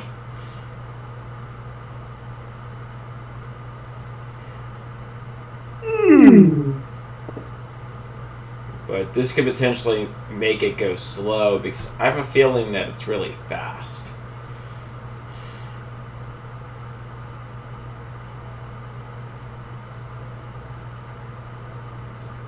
Okay, let me start by targeting it. Should I? Okay, let me see here. While we look at this. So this is what glue bomb would do. A glue bomb is harmless, bursting the sticky substance. When you hit a creature with a glue bomb, that creature takes a status penalty to its speed for 1 minute. On a critical hit, a creature in contact with a solid surface becomes stuck to the surface or immobilized for a round, and a creature flying via wings has its wings tangled causing it to fall safely to the ground and become unable to fly again for 1 round. So I think that's only on a critical, though, hit. Glue bombs aren't effective when used on a creature that's in water. The target can end any effects by escaping or spending a total of 3 manipulate actions to carefully remove the sticky substances. The target takes a minus 10 foot penalty, and the escape DC is 17. I might just explode it.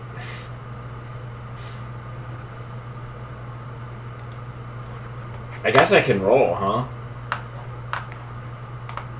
Because it lets me know.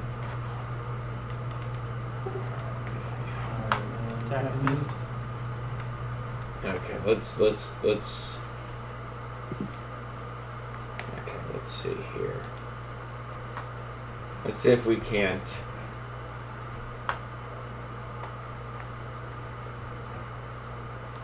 Let's see if we can't explode it with fire. Oh no. Oh no. That is a miss. You will do the splash damage on a miss. Okay, let's see. Do the flash. Boop. Damage 0 to human. Yeah, the fire seems to just lick off its skin. Okay, then I'll try to do a glue bomb on it. See if I can't get it stuck.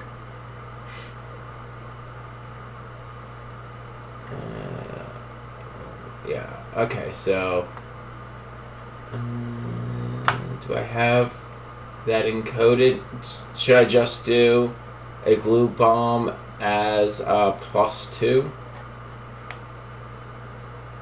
Should I use one of the other, like Ghost Charge or whatnot, if I want to do a glue bomb?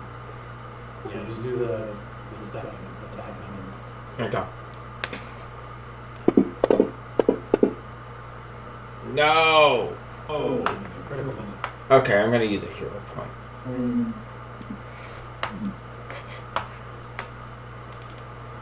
Okay, let's try that again. And where'd it go? Here. No! Give you your hero point back. Thank you. Okay, I feel like that's my action there. What I might do is I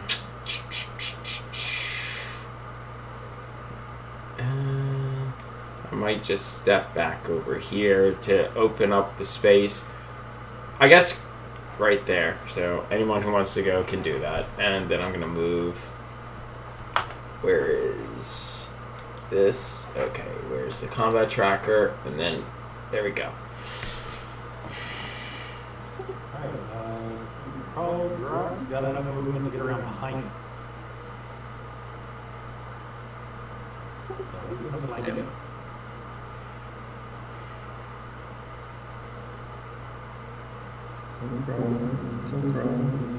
Swing.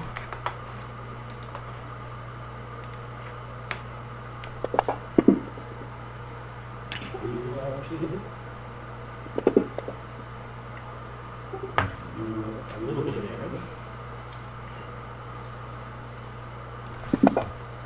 Note to self: fiends from hell are probably immune from fire.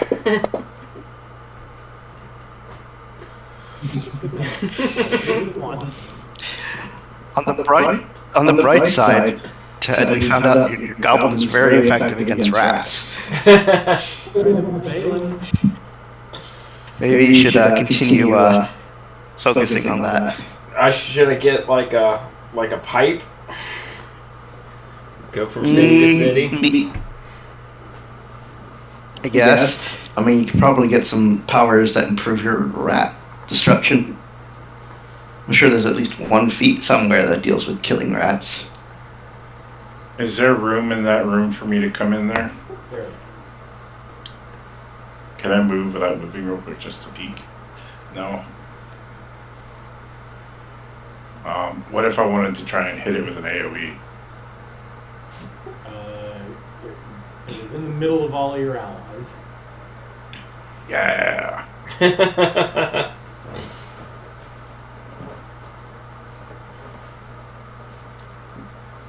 Or is it a spell that heals us and... Well, it would heal everyone but Caldrock. Oh, Yeah, Caldrock. So that's an action.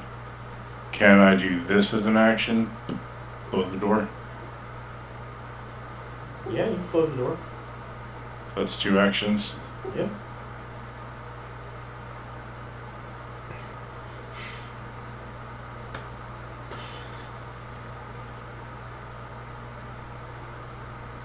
Okay, so done 2, so I'm gonna swing for my 3rd one. Flim does not get to participate in this fight. Oh, Am I alone in this room now? Yes. And it's creepy in this room. you buffed my hammer that I haven't hit once with. Alright,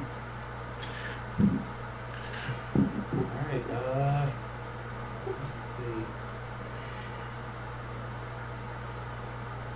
He's pissed off at Thorn, so he's gonna keep attacking him.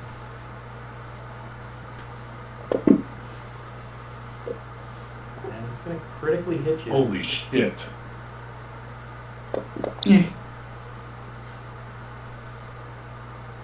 What's going on the other side of that door? It doesn't sound good.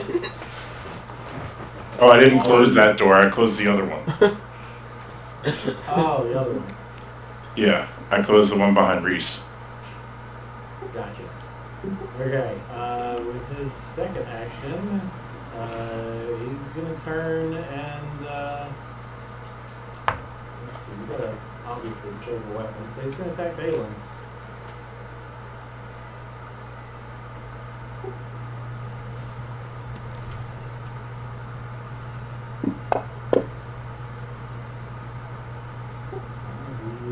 Away with you, Abomination! Ugh. And the wounds hurt bad. And he's furious, so he's gonna attack a 3rd time. Well, a natural 1. Alright, Reese. This fault is beyond us. okay. I'm going to evil eye him.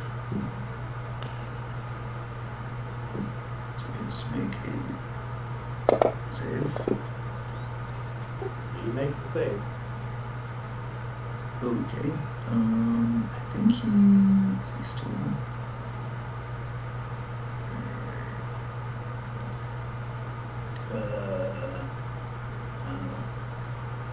Yeah, that's okay. Okay. And then I'm going to needle dart him, pulling out one of my silver coins.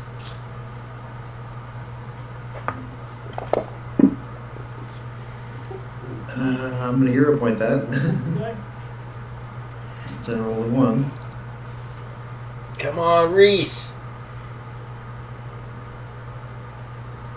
Get him.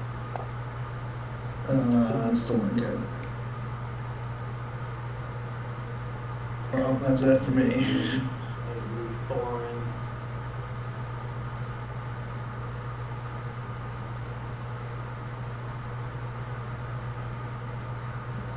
Let's see, so I have to roll a save. Not yet.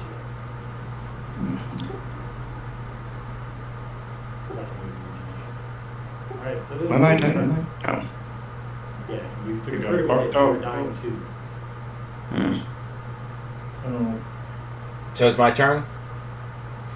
Yep. Okay. Well, let's see here. pour some booze down his throat.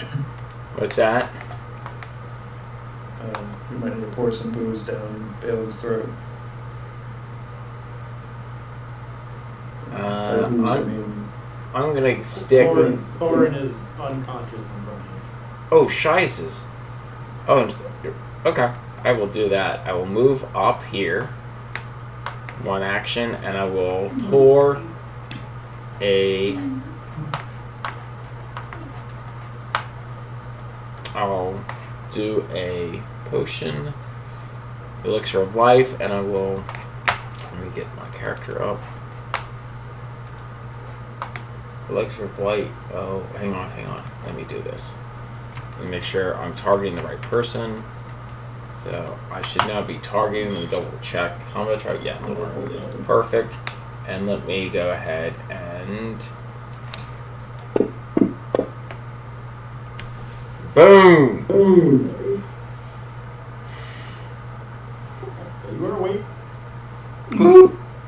Okay, I imagine that's all my actions. Move, make a potion, feed it. Yes.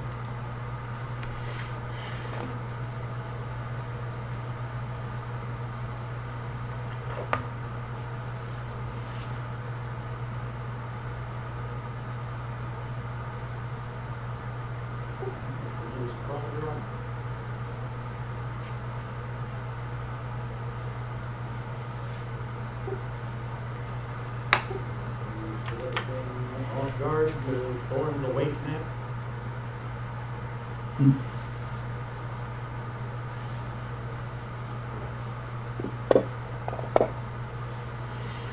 He's gonna hit.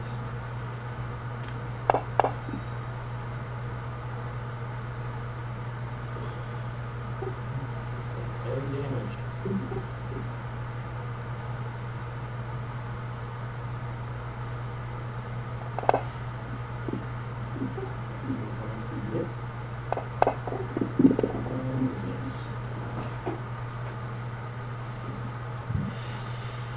Alright, after the buddy. last hit, the creature kind of shrinks down among itself. The rage that it was under, it kind of seems to go away and it becomes like pitiful and scared. And it says, I'm sorry, just please don't hurt me anymore.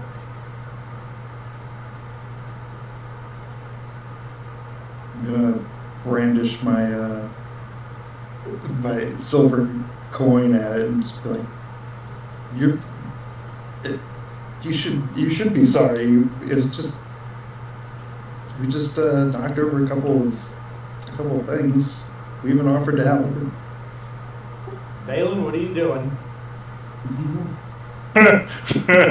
Shit. So me for show mercy, huh? Oh, okay. It's up to you to believe it or not.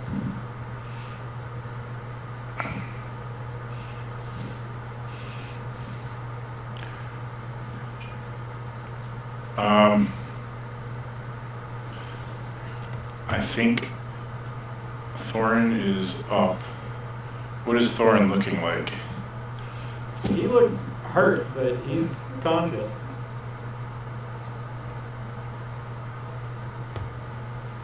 I'm gonna focus on healing him instead of smashing that thing.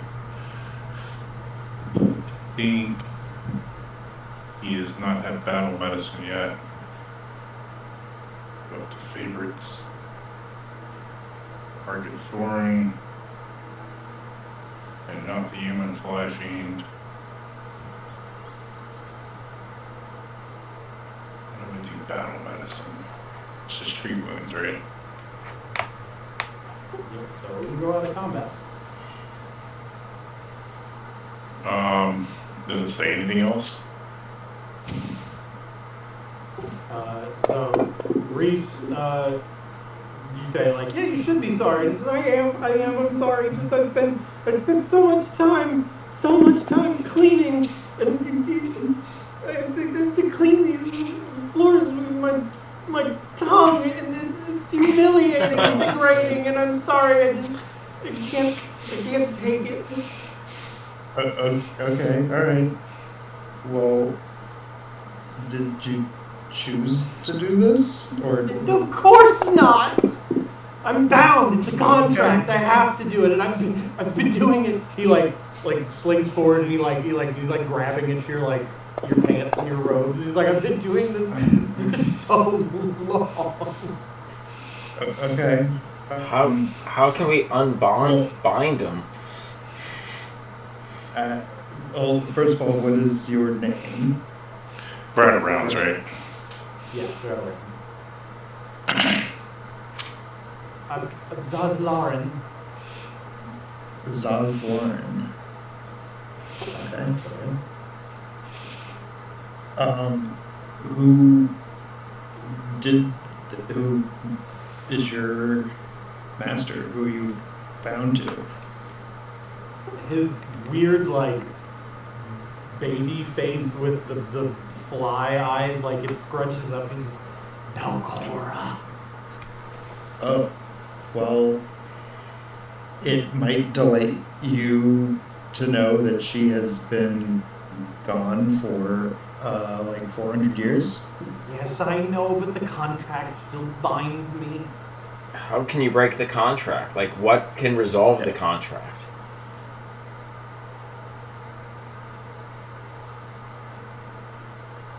Yeah, is there a way that we can? Do you know of a way that we can? Is there an break this? escape clause? Do you have the contract that we can read? No. As long as this place exists, I'm bound here and I have to clean it. Just this room? This floor. Does it have to be with your tongue? For 3 hours a day. But just this particular floor? Yes, I have to spend 18 hours in my room and the other 6 cleaning, and half of that has to be with my tongue. Well, I imagine this. Why did you make that deal? I didn't have a choice. And is that a normal clause in the contract, or is it something that's specifically trying to insult you with? Belcora was very, very cruel, but if I was home, I would be doing other such indignities, but it's nothing compared to being stuck here on this plane for so long. I just want to go home. How can we send you home? I don't know. Okay. Well.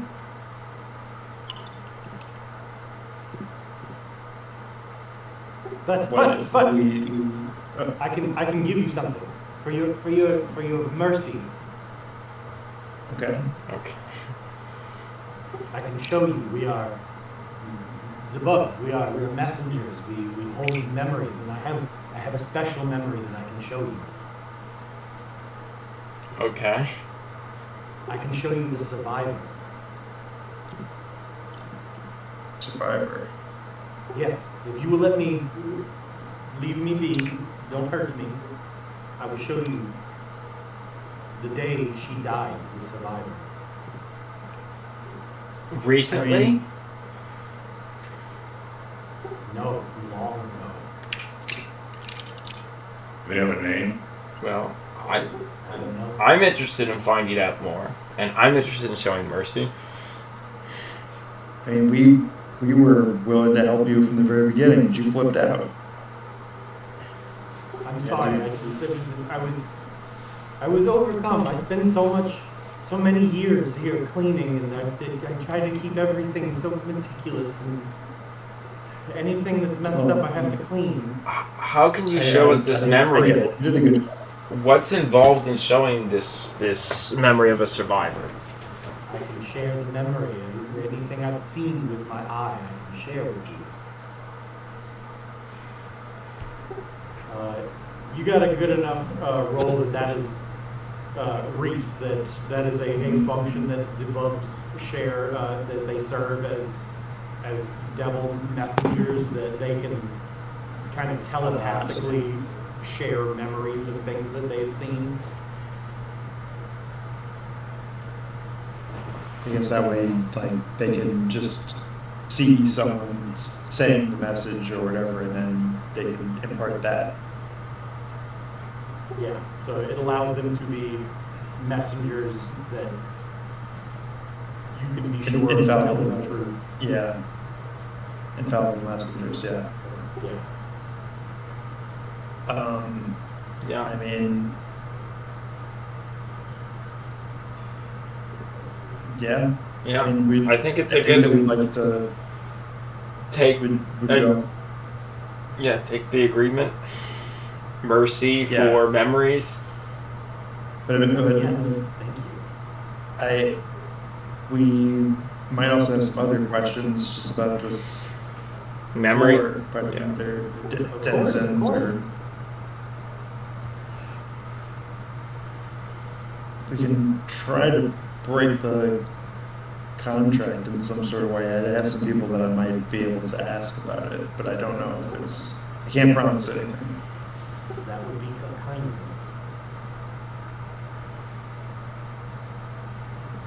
So you have to clean this entire floor then. Yes. Do you know how to get past the room with all the murals? Did he do the murals? That's Oh, probably yes. home. Yes, I've cleaned that. Murals, they're trapped.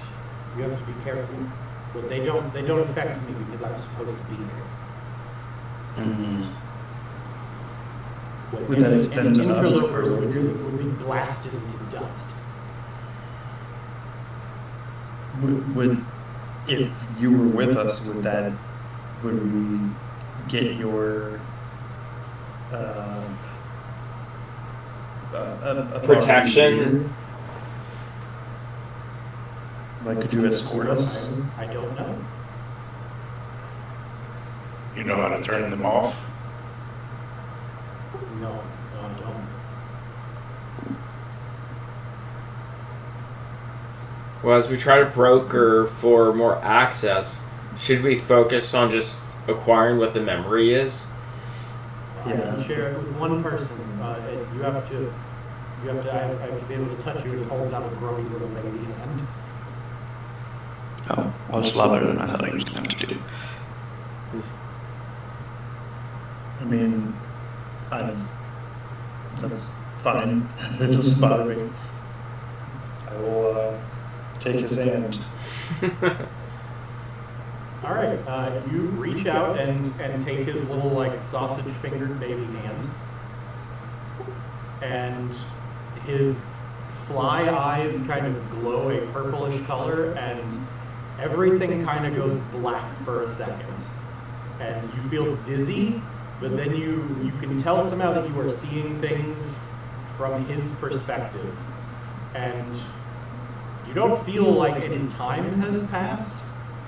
But you see things with pretty perfect clarity. You are in this room, like it is a little less dilapidated, is the only kind of clue that it is a different time period.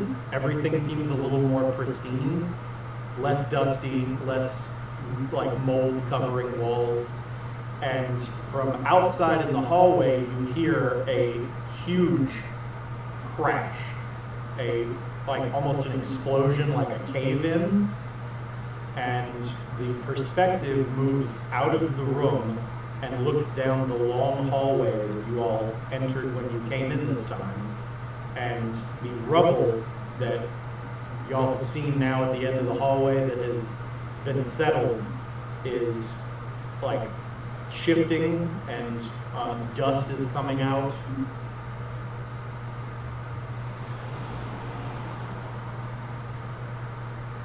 And at the end of the hallway, you see a door thrown open, and a human man comes stumbling up the hallway, and does not seem to notice the creature that is watching him from his perspective.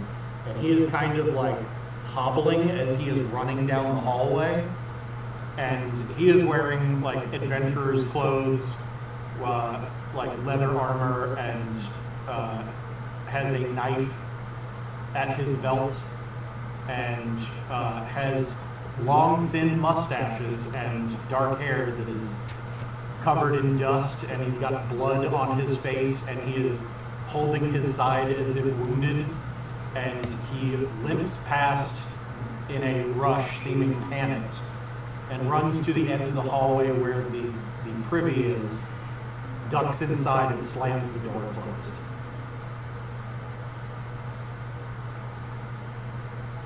And you have seen enough depictions over the years that you can recognize Otari Ilvashi.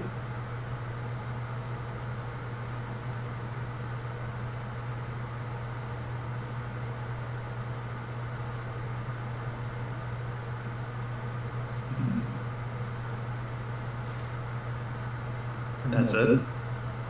Yep, and the memory ends and you can come back to yourself.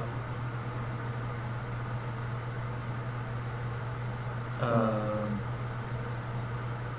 right. Do you know what caused the cave in there? Or the collapse? I don't know. It just happened one day and he came running through. I saw him and I hid after that and never saw Belcora again.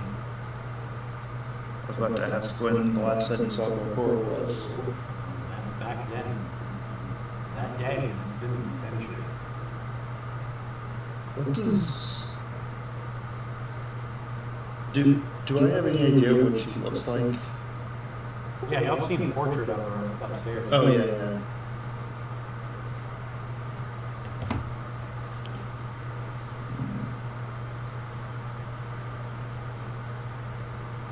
Well, that was pretty helpful. So this is direct confirmation that Otari did not die in the fight with Belcora.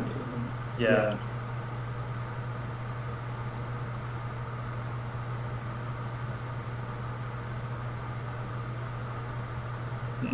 And you never saw that guy again?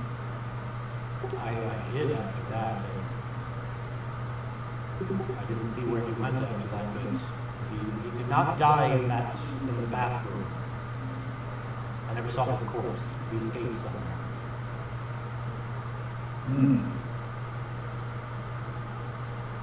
You ran away though? You never saw him like leave the bathroom?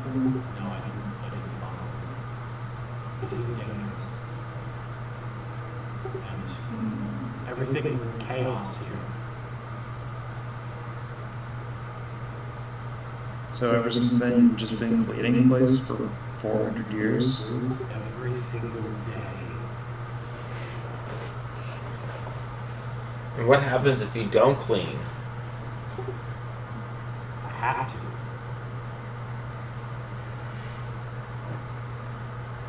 I have every day for 6 hours every day. Have you tried not? I can't not. I'm bound. And it's until... What was the exact nature of the oath? Or bound? As long as this place exists, I'm bound to clean it. If you were to die here, Belcora could release me from my contract, and she was supposed to after enough time of service, but she obviously can't do that.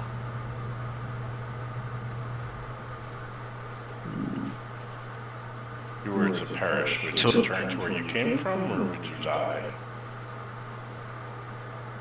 Could like a relative? Moves away from you.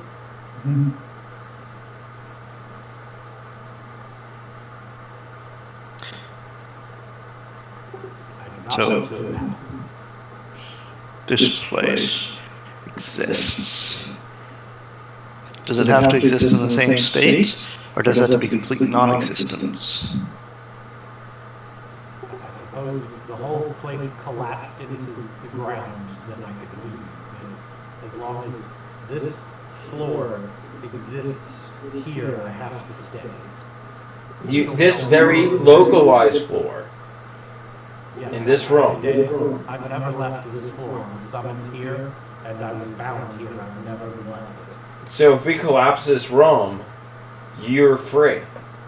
This room doesn't exist anymore. No, all of the servants' quarters here. I have the whole floor. And Get rid of the whole floor. Yeah. While the gauntlet exists, I cannot leave. Well, so we can quest to try to make the gauntlet not exist anymore. I mean, I think that might be what our larger goal is. Of course, yeah. It's not going to be immediate. Like I said, I know some people that may have better knowledge. Like, I mean, can I make a roll to see if I'm breaking what it takes to break A these pact. kinds of things? Yeah, you make a religion check. You say religion? Yeah.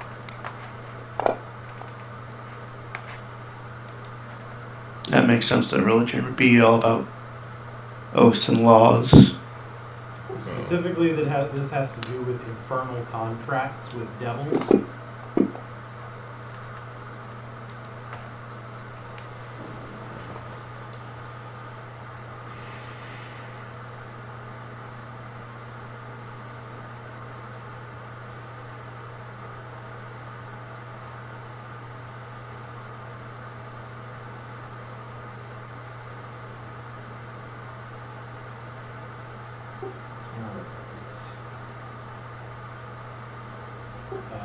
Slim, as far as you know, magical contracts, especially those the devils sign, they're ironclad. Like, and devils themselves cannot violate them at all. Reese, you do know, infernal contracts always have a loophole of some kind. Because he is just a Zabub, this guy might not know what the loophole in his contract is. He might not even know all the details of his contract because it might have been signed with someone more powerful than him who he owes service to. It's probably what happened. I would, if I had to wager a guess, that's what I would say is probably the case. But yeah, infernal contracts always have some kind of loophole, and if you can find and exploit the loophole, it can invalidate the contract. How can you find the loophole? Is there like a You would physical have to know. contract? You'd have to know the full details of the actual contract. Well, if we He does remove not his even tongue, see he the can't loophole. do 3 hours with tongue cleaning.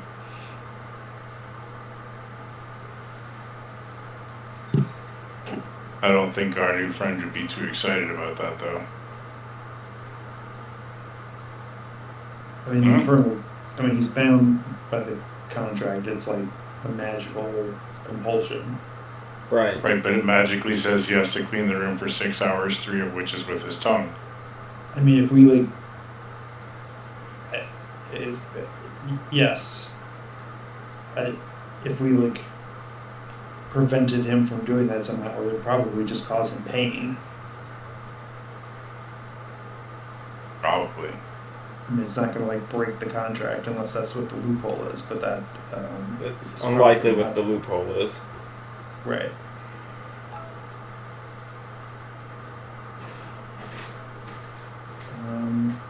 Okay. Well,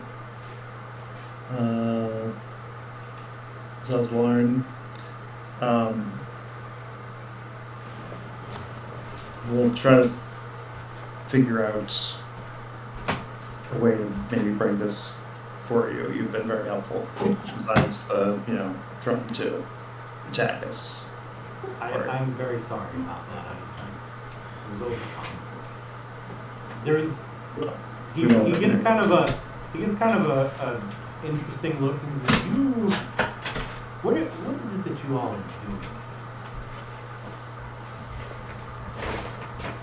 doing? Well, there's been strange going ons,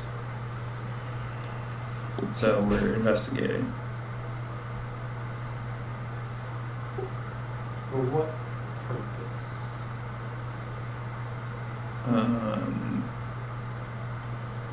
Like I said, there's just strange going ons, so we're just curious. Are you here to stop strange goings on? I don't know. I guess it depends on what it is when we find it.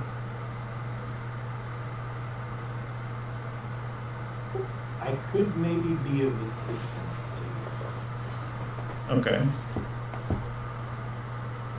If you're willing to strike a bargain. What's the bargain, and what are your terms? I am not, as you can see, especially powerful, but I am still a devil of the hells by Asmodeus' grace. And I do have a bit of fiendish luck that I could offer you in exchange for, at the time of your demise, 100 years of service after death.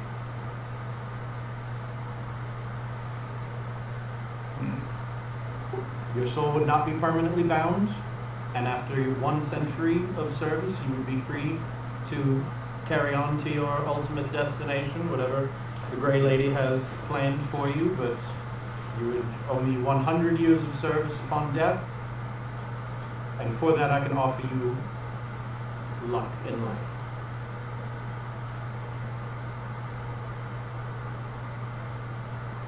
That sounds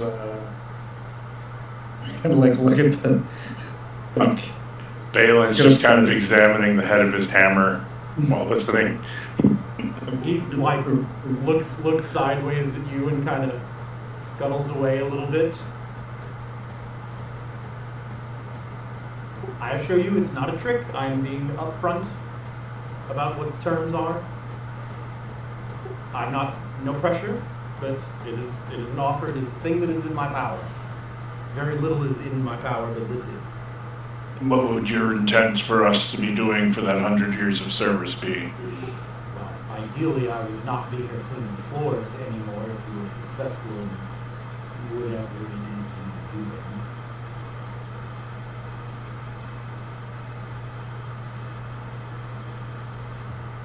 Priest is gonna kind of like side eye the rest of the party, kind of gauge their I can produce how they're feeling about a this. contract if you would like to peruse the terms.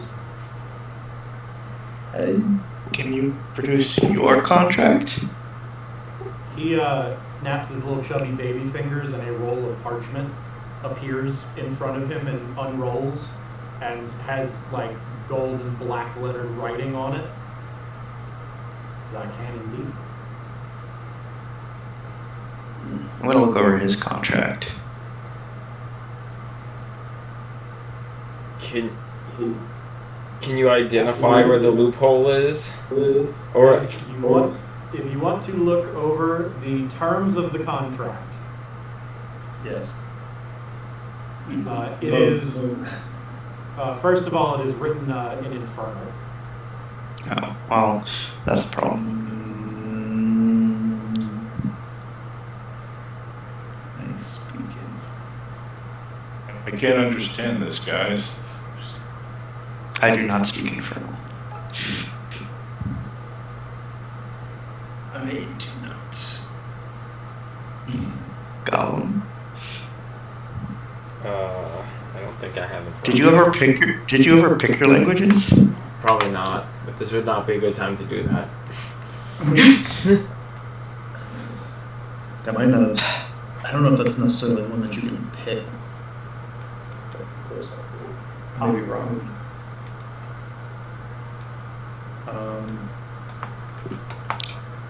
Can we take this with us, or is this just like right here? Can we request copies of the contract in alternate languages? You do, on your sheet, Flynn, have a comprehension elixir. Oh. Oh. That's true. Wait, what was stated? You have a comprehension elixir. that will Oh, it's allow you true. to find I do. Yeah. Okay. Well, let's see here. I can probably the best person to give that to would be Reese. This is definitely written in very occult esoteric. It is not necessarily trying to be misleading, but it is very complicated infernal legalese. Mechanically, to understand fully the terms, you need to make a decipher writing check with either Arcana, Occultism, or Society. Okay. So I will drink the comprehend concoction. Yeah, so you pop the little elixir, and there's a very disorienting effect as the incomprehensible words slowly become able to be understood by your brain.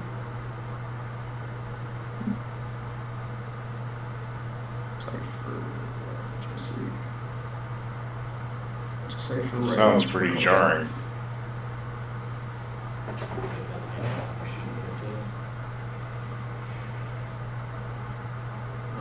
I'm going to do some decipher writing occultism.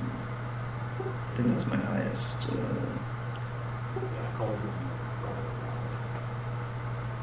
Yes. So you have an item bonus to occultism.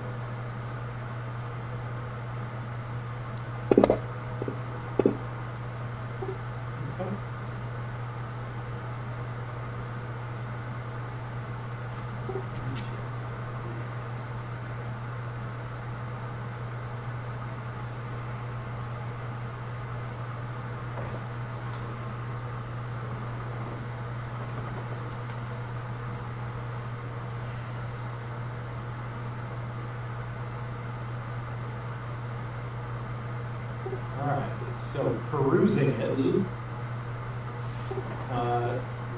mechanically this basically acts as a magical item to you that the benefit to you is once per day you can roll a saving throw twice and use the higher result. The payment terms are, quote, at the termination of your mortal life, your soul must serve this creature for 100 years. There is a trick in here that the hidden condition is that the termination of your mortal life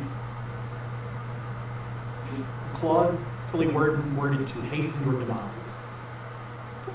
You cannot use the benefit from this contract against a death effect. That makes sense. And if you roll a failure against a death effect, you get a critical failure instead. But perusing it, you do also see that it has a termination clause, that if you critically fail a saving throw against a death effect and do not die, the contract becomes unenforceable and is voided.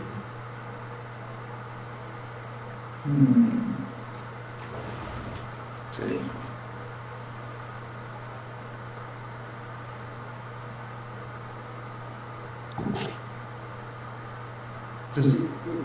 Did we say, did he have his contract as well, or is it just the one that he can grant? Not it? I thought we did ask him for his contract. Oh, Yeah, we did. he does not have his contract. Okay.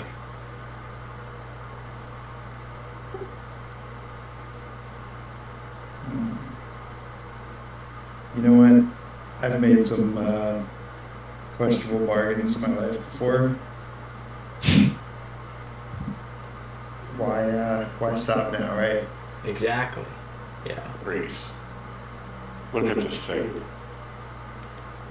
It's like an abomination baby. No offense.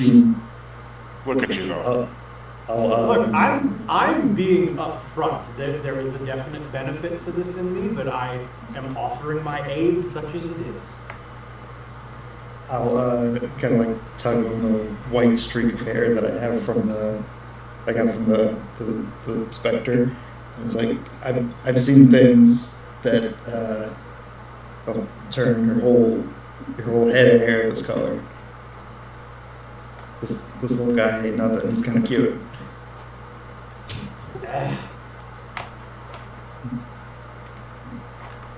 Do we have a bar? I think we're in business. He makes a little flourish and a black feathered quill pen appears in his hands. Sign. Aelin walks out of the room. Can do it, guys. I'm gonna sign. Aelin is gone. You can always show the contract to your family too. Afterwards. Yeah. Alright, you sign the contract. I'm gonna add an item to your sheet. So I can re-roll. You have an item on your sheet called Devil's Luck. After you sign, the parchment snaps closed and doubles to make a pair, and he hands you one and kind of holds the other close to him. And he seems very happy, like giddy.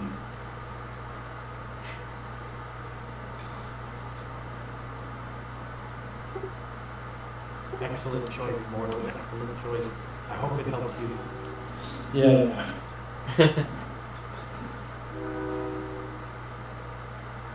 Okay. So now that our business has been concluded, what can you tell us about the other denizens of this level?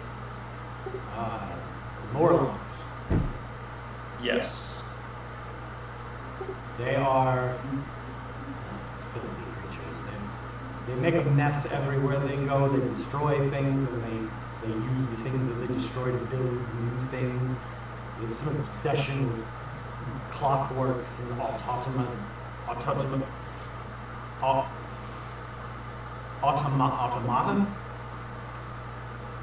Yeah. Clockwork creatures and objects. They build things, mad things that shouldn't work. And they worship something they call the Ghost Queen. Ghost Queen. Yes, they built some effigy, the thing of mud and bones, but someone smashed it, and he kind of stops mid-sentence and turns and looks at all of you.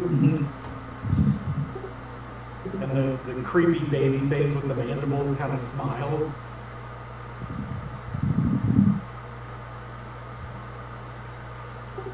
They've been doing sacrifices to this Ghost Queen of things. Yeah, they know. They have 3 more humans who are still alive. Well, that is important for us to know. Yeah. Where are they? Not far, actually.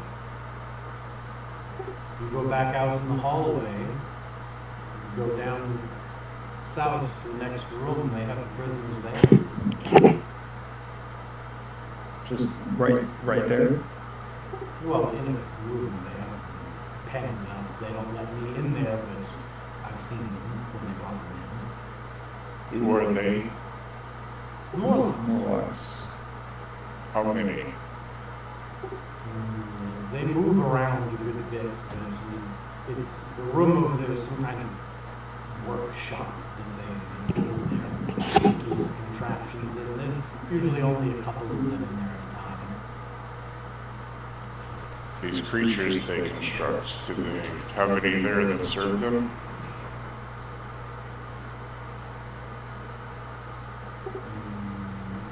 Not that I've seen them. Oh, that's a relief.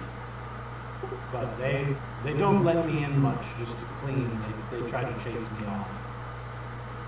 They can't hurt me very much, but they try. Are you trying to lick their equipment?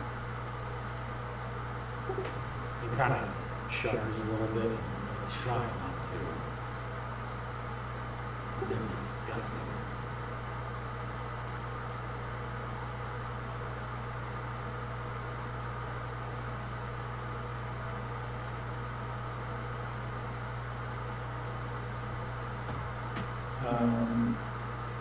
Is this Ghost Queen an actual physical entity?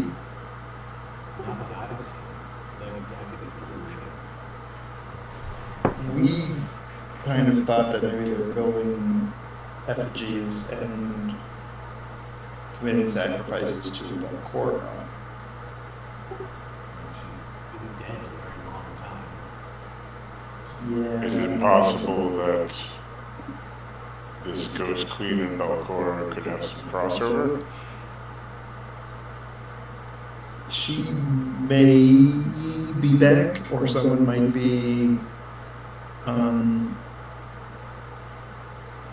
someone might be continuing on her legacy. Valen, you say that, and the little guy, like, he just kind of shrugs, but you feel a chill go up your spine. You know, ought to like visibly reflect that shudder.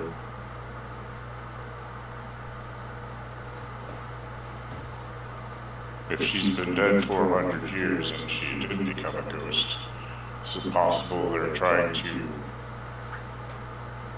No, that couldn't be, could it? I look over the group. No clue.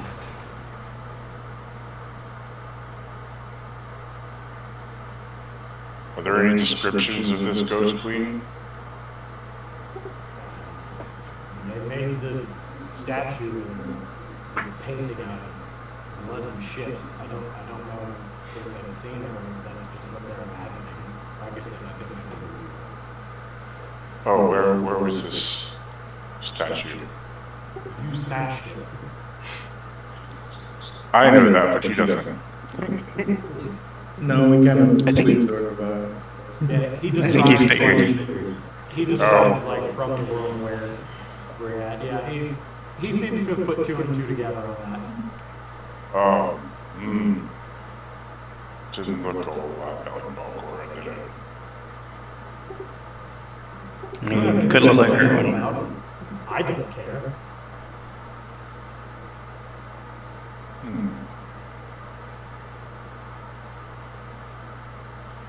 Do we know exactly what Balcor looks like?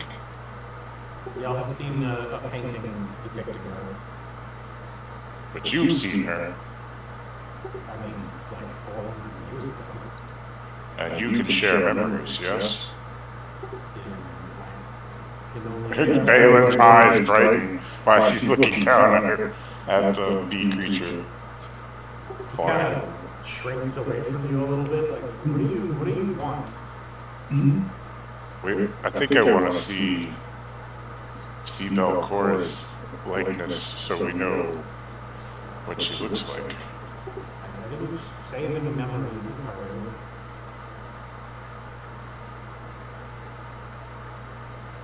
I can only do that for one thing at a time, and I've given up the one that I have. Understood. Does it feel like he's being honest with us? He seems terrified of you. I don't know why, I didn't even touch him. The silver has kind of gone off of your hammer. He seems to be able to like feel your holy aura that you have, and anytime you get too close to it, he seems a little uncomfortable.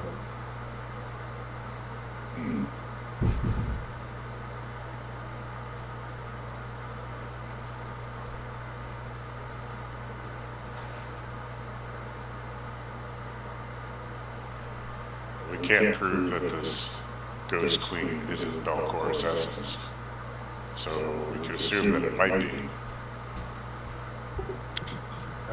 Yes, but we also can't prove that it is What else would be so we can assume that it's not. Right? It could just be they're crazy, or it could be some other entity that is their deity that just so happens they brought with them. And they, Have any I mean, other you have a entities god. passed through here, other than the captured creatures, that we should know about? There is. He kind of like shudders a little bit. There's the worm that walks. The worm that walks. Excuse me, the what? I avoid it. It leaves a disgusting trail behind it. When it comes, it's the worm. It's a worm that walks in the shape of a man.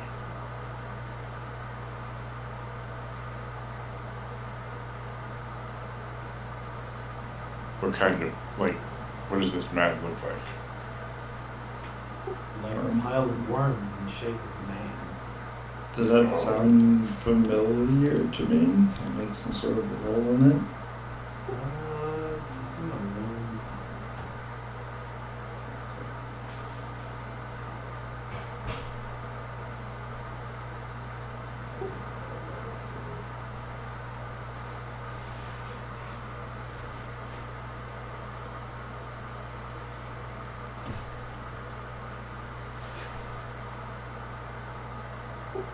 We're making a cultism roll. Okay. I'm good at that. It is a way to extend your lifespan.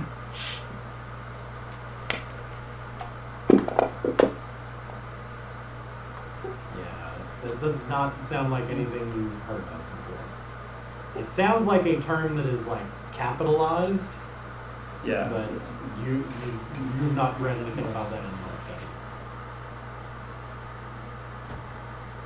How often does this worm that walks like man come? Not very often.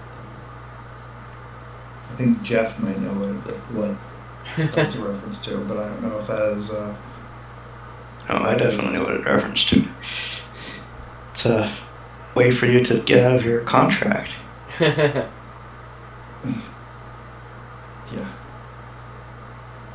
Turn yourself into a worm lich. Yeah.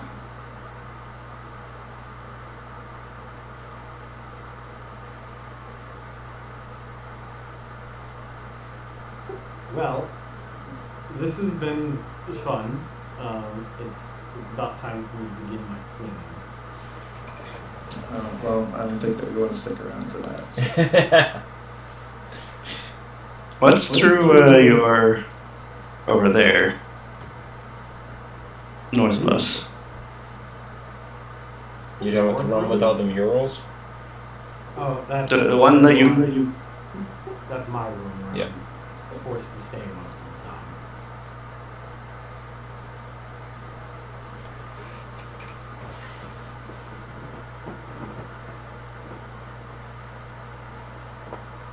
But you're welcome to look at it if you like. Just may do that.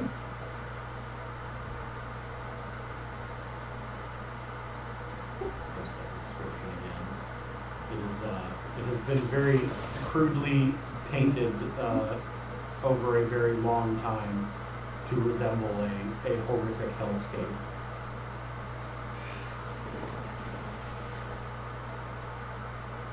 It's like pictorials of home.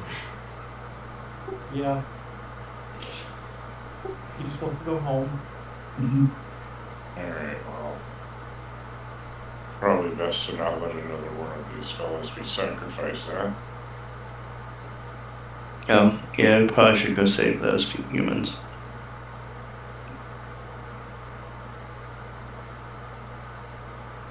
Yeah. Yeah, I agree. Especially since, is it possible one of those humans, or are those humans the ones we're looking for? I'm sure that they probably Yes. are. Yeah. Because there's 3 more that we're looking for, I think. Yep. So it's just these double doors, or the ones on the other side? All the way down, halfway?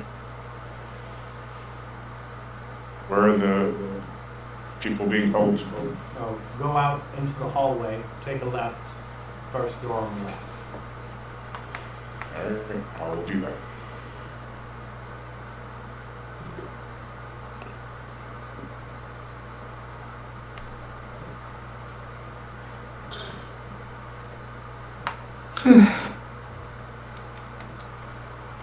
All right. Well, I guess we'll leave you to it. Enjoy the cleaning. That's Good luck. Well, I If know we that need I've got- anything else, we'll come back. There is another door in this room that goes to the south. Yeah, what's down that way? Storage closet. I do have a bar of soap. I can give him a bar of soap as a parting gift. Oh yeah. Yeah, you give him bar soap. Yeah. His little bug eyes go kind of wide and almost teary, and he like takes it and folds it and thank you. You're welcome. It's the least I can do. You have no idea how long it's been since I've seen soap.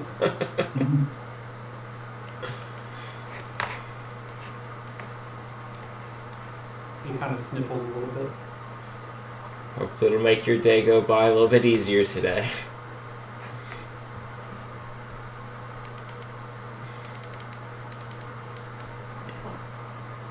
Yeah, go and check out the other door. Okay. Yeah, let's do that first. Alright, that doorway opens into another storage closet a little bit bigger than the one you are in. As you step inside, there's a pair of hulking humanoid objects standing quietly in the chamber, each covered with a thick layer of dust.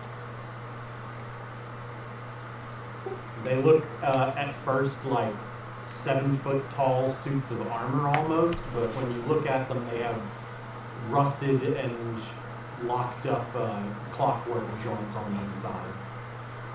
Oh, I might be able to examine them for weak points now for him. yeah. What are these things? This one. Oh, they used to help clean the place up, but they stopped working centuries ago. Just made my job more difficult. Is it possible to repair them? What would it take to try to repair it?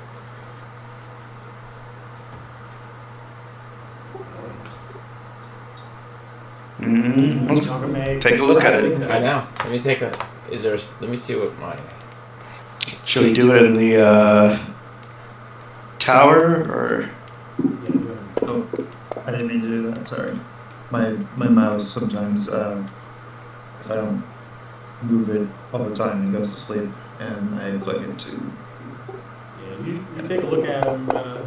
Would that be like crafting lore? I mean, crafting or engineering lore, or Just a craft. You can do a crafting check. You drop it down. It's all set, so it's too more knowledge. Yeah, they look. If it's what's up? stone related, They are mostly metal, like they're clockwork automatons, and they look like they stopped working 300 years ago, and they've been rusted and dusty. They are pretty beyond repair.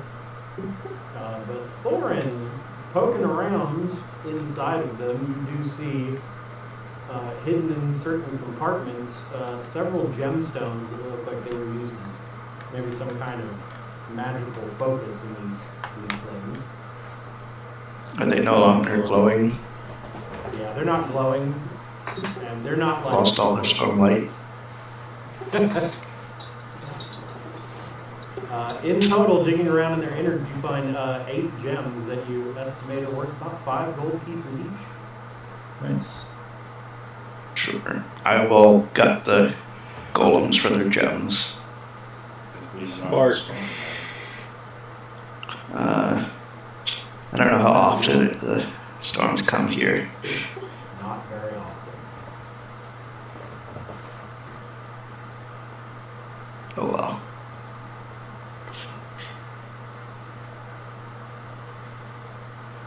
But yes, we will take the gems. So that's 40 gold for you. But for both of them, or And also There's 8 5 of them in each, total. so. And I'll also take the cane. Yeah, he seems to kind of shy away from that a little bit too, so he does not seem to complain about Maybe. it. Mint silver, right? Mhm. Yep. Alright, let's go rescue these guys.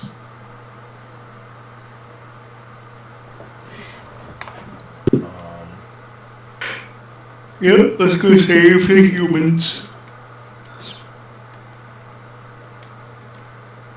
Human saving. It is after midnight here, so I think we're- Yep, this is a good stopping point.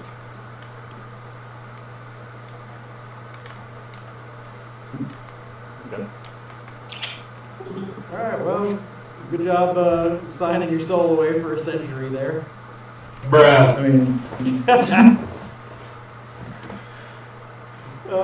glad somebody did it.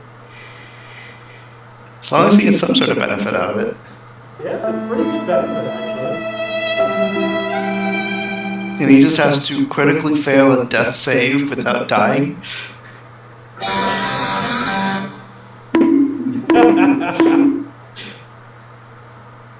Not quite sure how that's going to happen, but That'll foreshadow a mechanic that will appear again in this adventure. oh, I great. figured.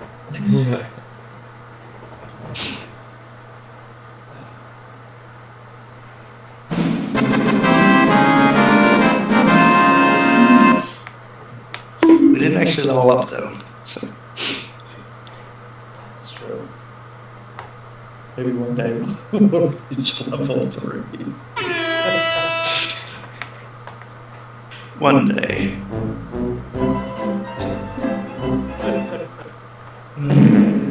I think y'all are about halfway. I'm glad. Run halfway. I'm glad he didn't have to kiss you with his tongue to actually impart his memory, because that's where I thought it was going. I mean, I'm a witch, man. I do some weird shit. You're gonna make out with your eyes. It's just like, okay, it's weird and it's gross, but like, that's like, I can learn a spell. I can learn a spell where I can cut open my belly and take my guts out and use them as a rope. Bruh. Yeah, exactly. A rope, not even divination tools, but just a rope. Just a rope. Yeah. That's just that. It's called Inside Ropes. Even the name is dumb. Yeah. Well, I feel it in my gut. We're gonna make it up this ledge. Bruh. It was good though. Okay, this seems like I guess probably. you're gonna go. I guess true. I guess if you make a deal with enough evil and like extra dimensional entities for your soul, they'll have to fight over you when you die. yeah. Pull a John Constantine. It's like, look, I'm gonna die. That's not my problem. You guys gotta Just figure like it a out. crowd of people sitting there like, Yeah, sell your soul to everything, and then they have to fight over it once you're dead. I mean, you know, Well, you slip but- out the back door. Well, so with that said, if you become a very valuable asset, that contract becomes a negotiating or bartered for something else. 'Cause if he claims that first 100 years and you're super powerful, then he could trade that to some other powerful entity. Yeah. True.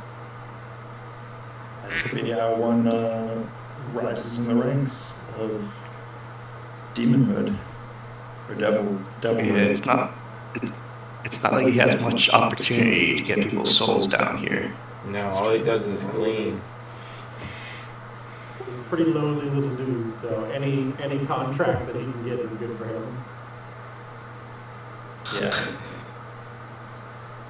How does your Raven feel about it?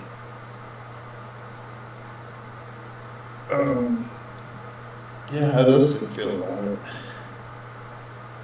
He doesn't seem to have much of an opinion about it. He's just like, whatever, you'll be dead. What do you care? Exactly. Yeah, I mean, what's 100 years to eternity? Yeah. 100 years in hell. I mean, you can always consult your Yeah, family lawyers. There's also the fact you'll be resting amongst your ancestors. There's also the fact that after you've, spent 100 years in hell, where your soul was normally destined might no longer be where it's going. Or it might not be where you want to go in the first place. I mean, if you were supposed to go to one of the celestial realms, your soul is now tarnished and may no longer be allowed in there. I think that... Gonna have baby fly spit all over it. Yeah, I think that the angels are happy to rescue Your soul is so good. souls, evil souls, or souls that made. My big reluctance was I feel like that's the kind of creature that's going to be like, no, you clean the floor with your tongue for 100 years now. I mean, possibly, but the fact of the matter is that you willingly signed the deal. You are not a innocent person who was restricted to losing their soul. Your soul has been tarnished just by the fact that you've accepted the deal. Yeah, they were like, trade your soul, and you were like, tell me more. Yeah, It's just a little bit of gig work. Doesn't really care about that kind of shit. She's like, whatever, you did what you did. and also there's no alignment in the binder. Just because there's no alignment doesn't mean there's not afterlives that care about purity of souls, huh? It can't be evil. But you can sin. I mean, yeah. Do we really think Reese was gonna go to some divine after plane anyway? Not really, no. I don't know what his people This believe. is just a hypothetical. I probably like, have much. Yes. I don't think that my grandmother will let me go that easy. I think I've got bigger problems. I mean that's true. Your soul might already be destined she might have bound a to prior your family. claim. Yeah, she might have the prior claim. That's for them to figure out. They can we figure believe out our that. family, when deemed worthy after passing, we return to the heart of our mountain to guide our family further. Well, that's awesome. I love that for you. Yeah. My hammer is actually a shard from that. Oh, that's actually pretty sweet.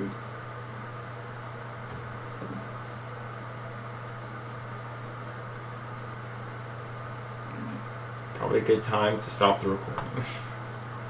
Yes. Okay. Yeah, I think it's that time.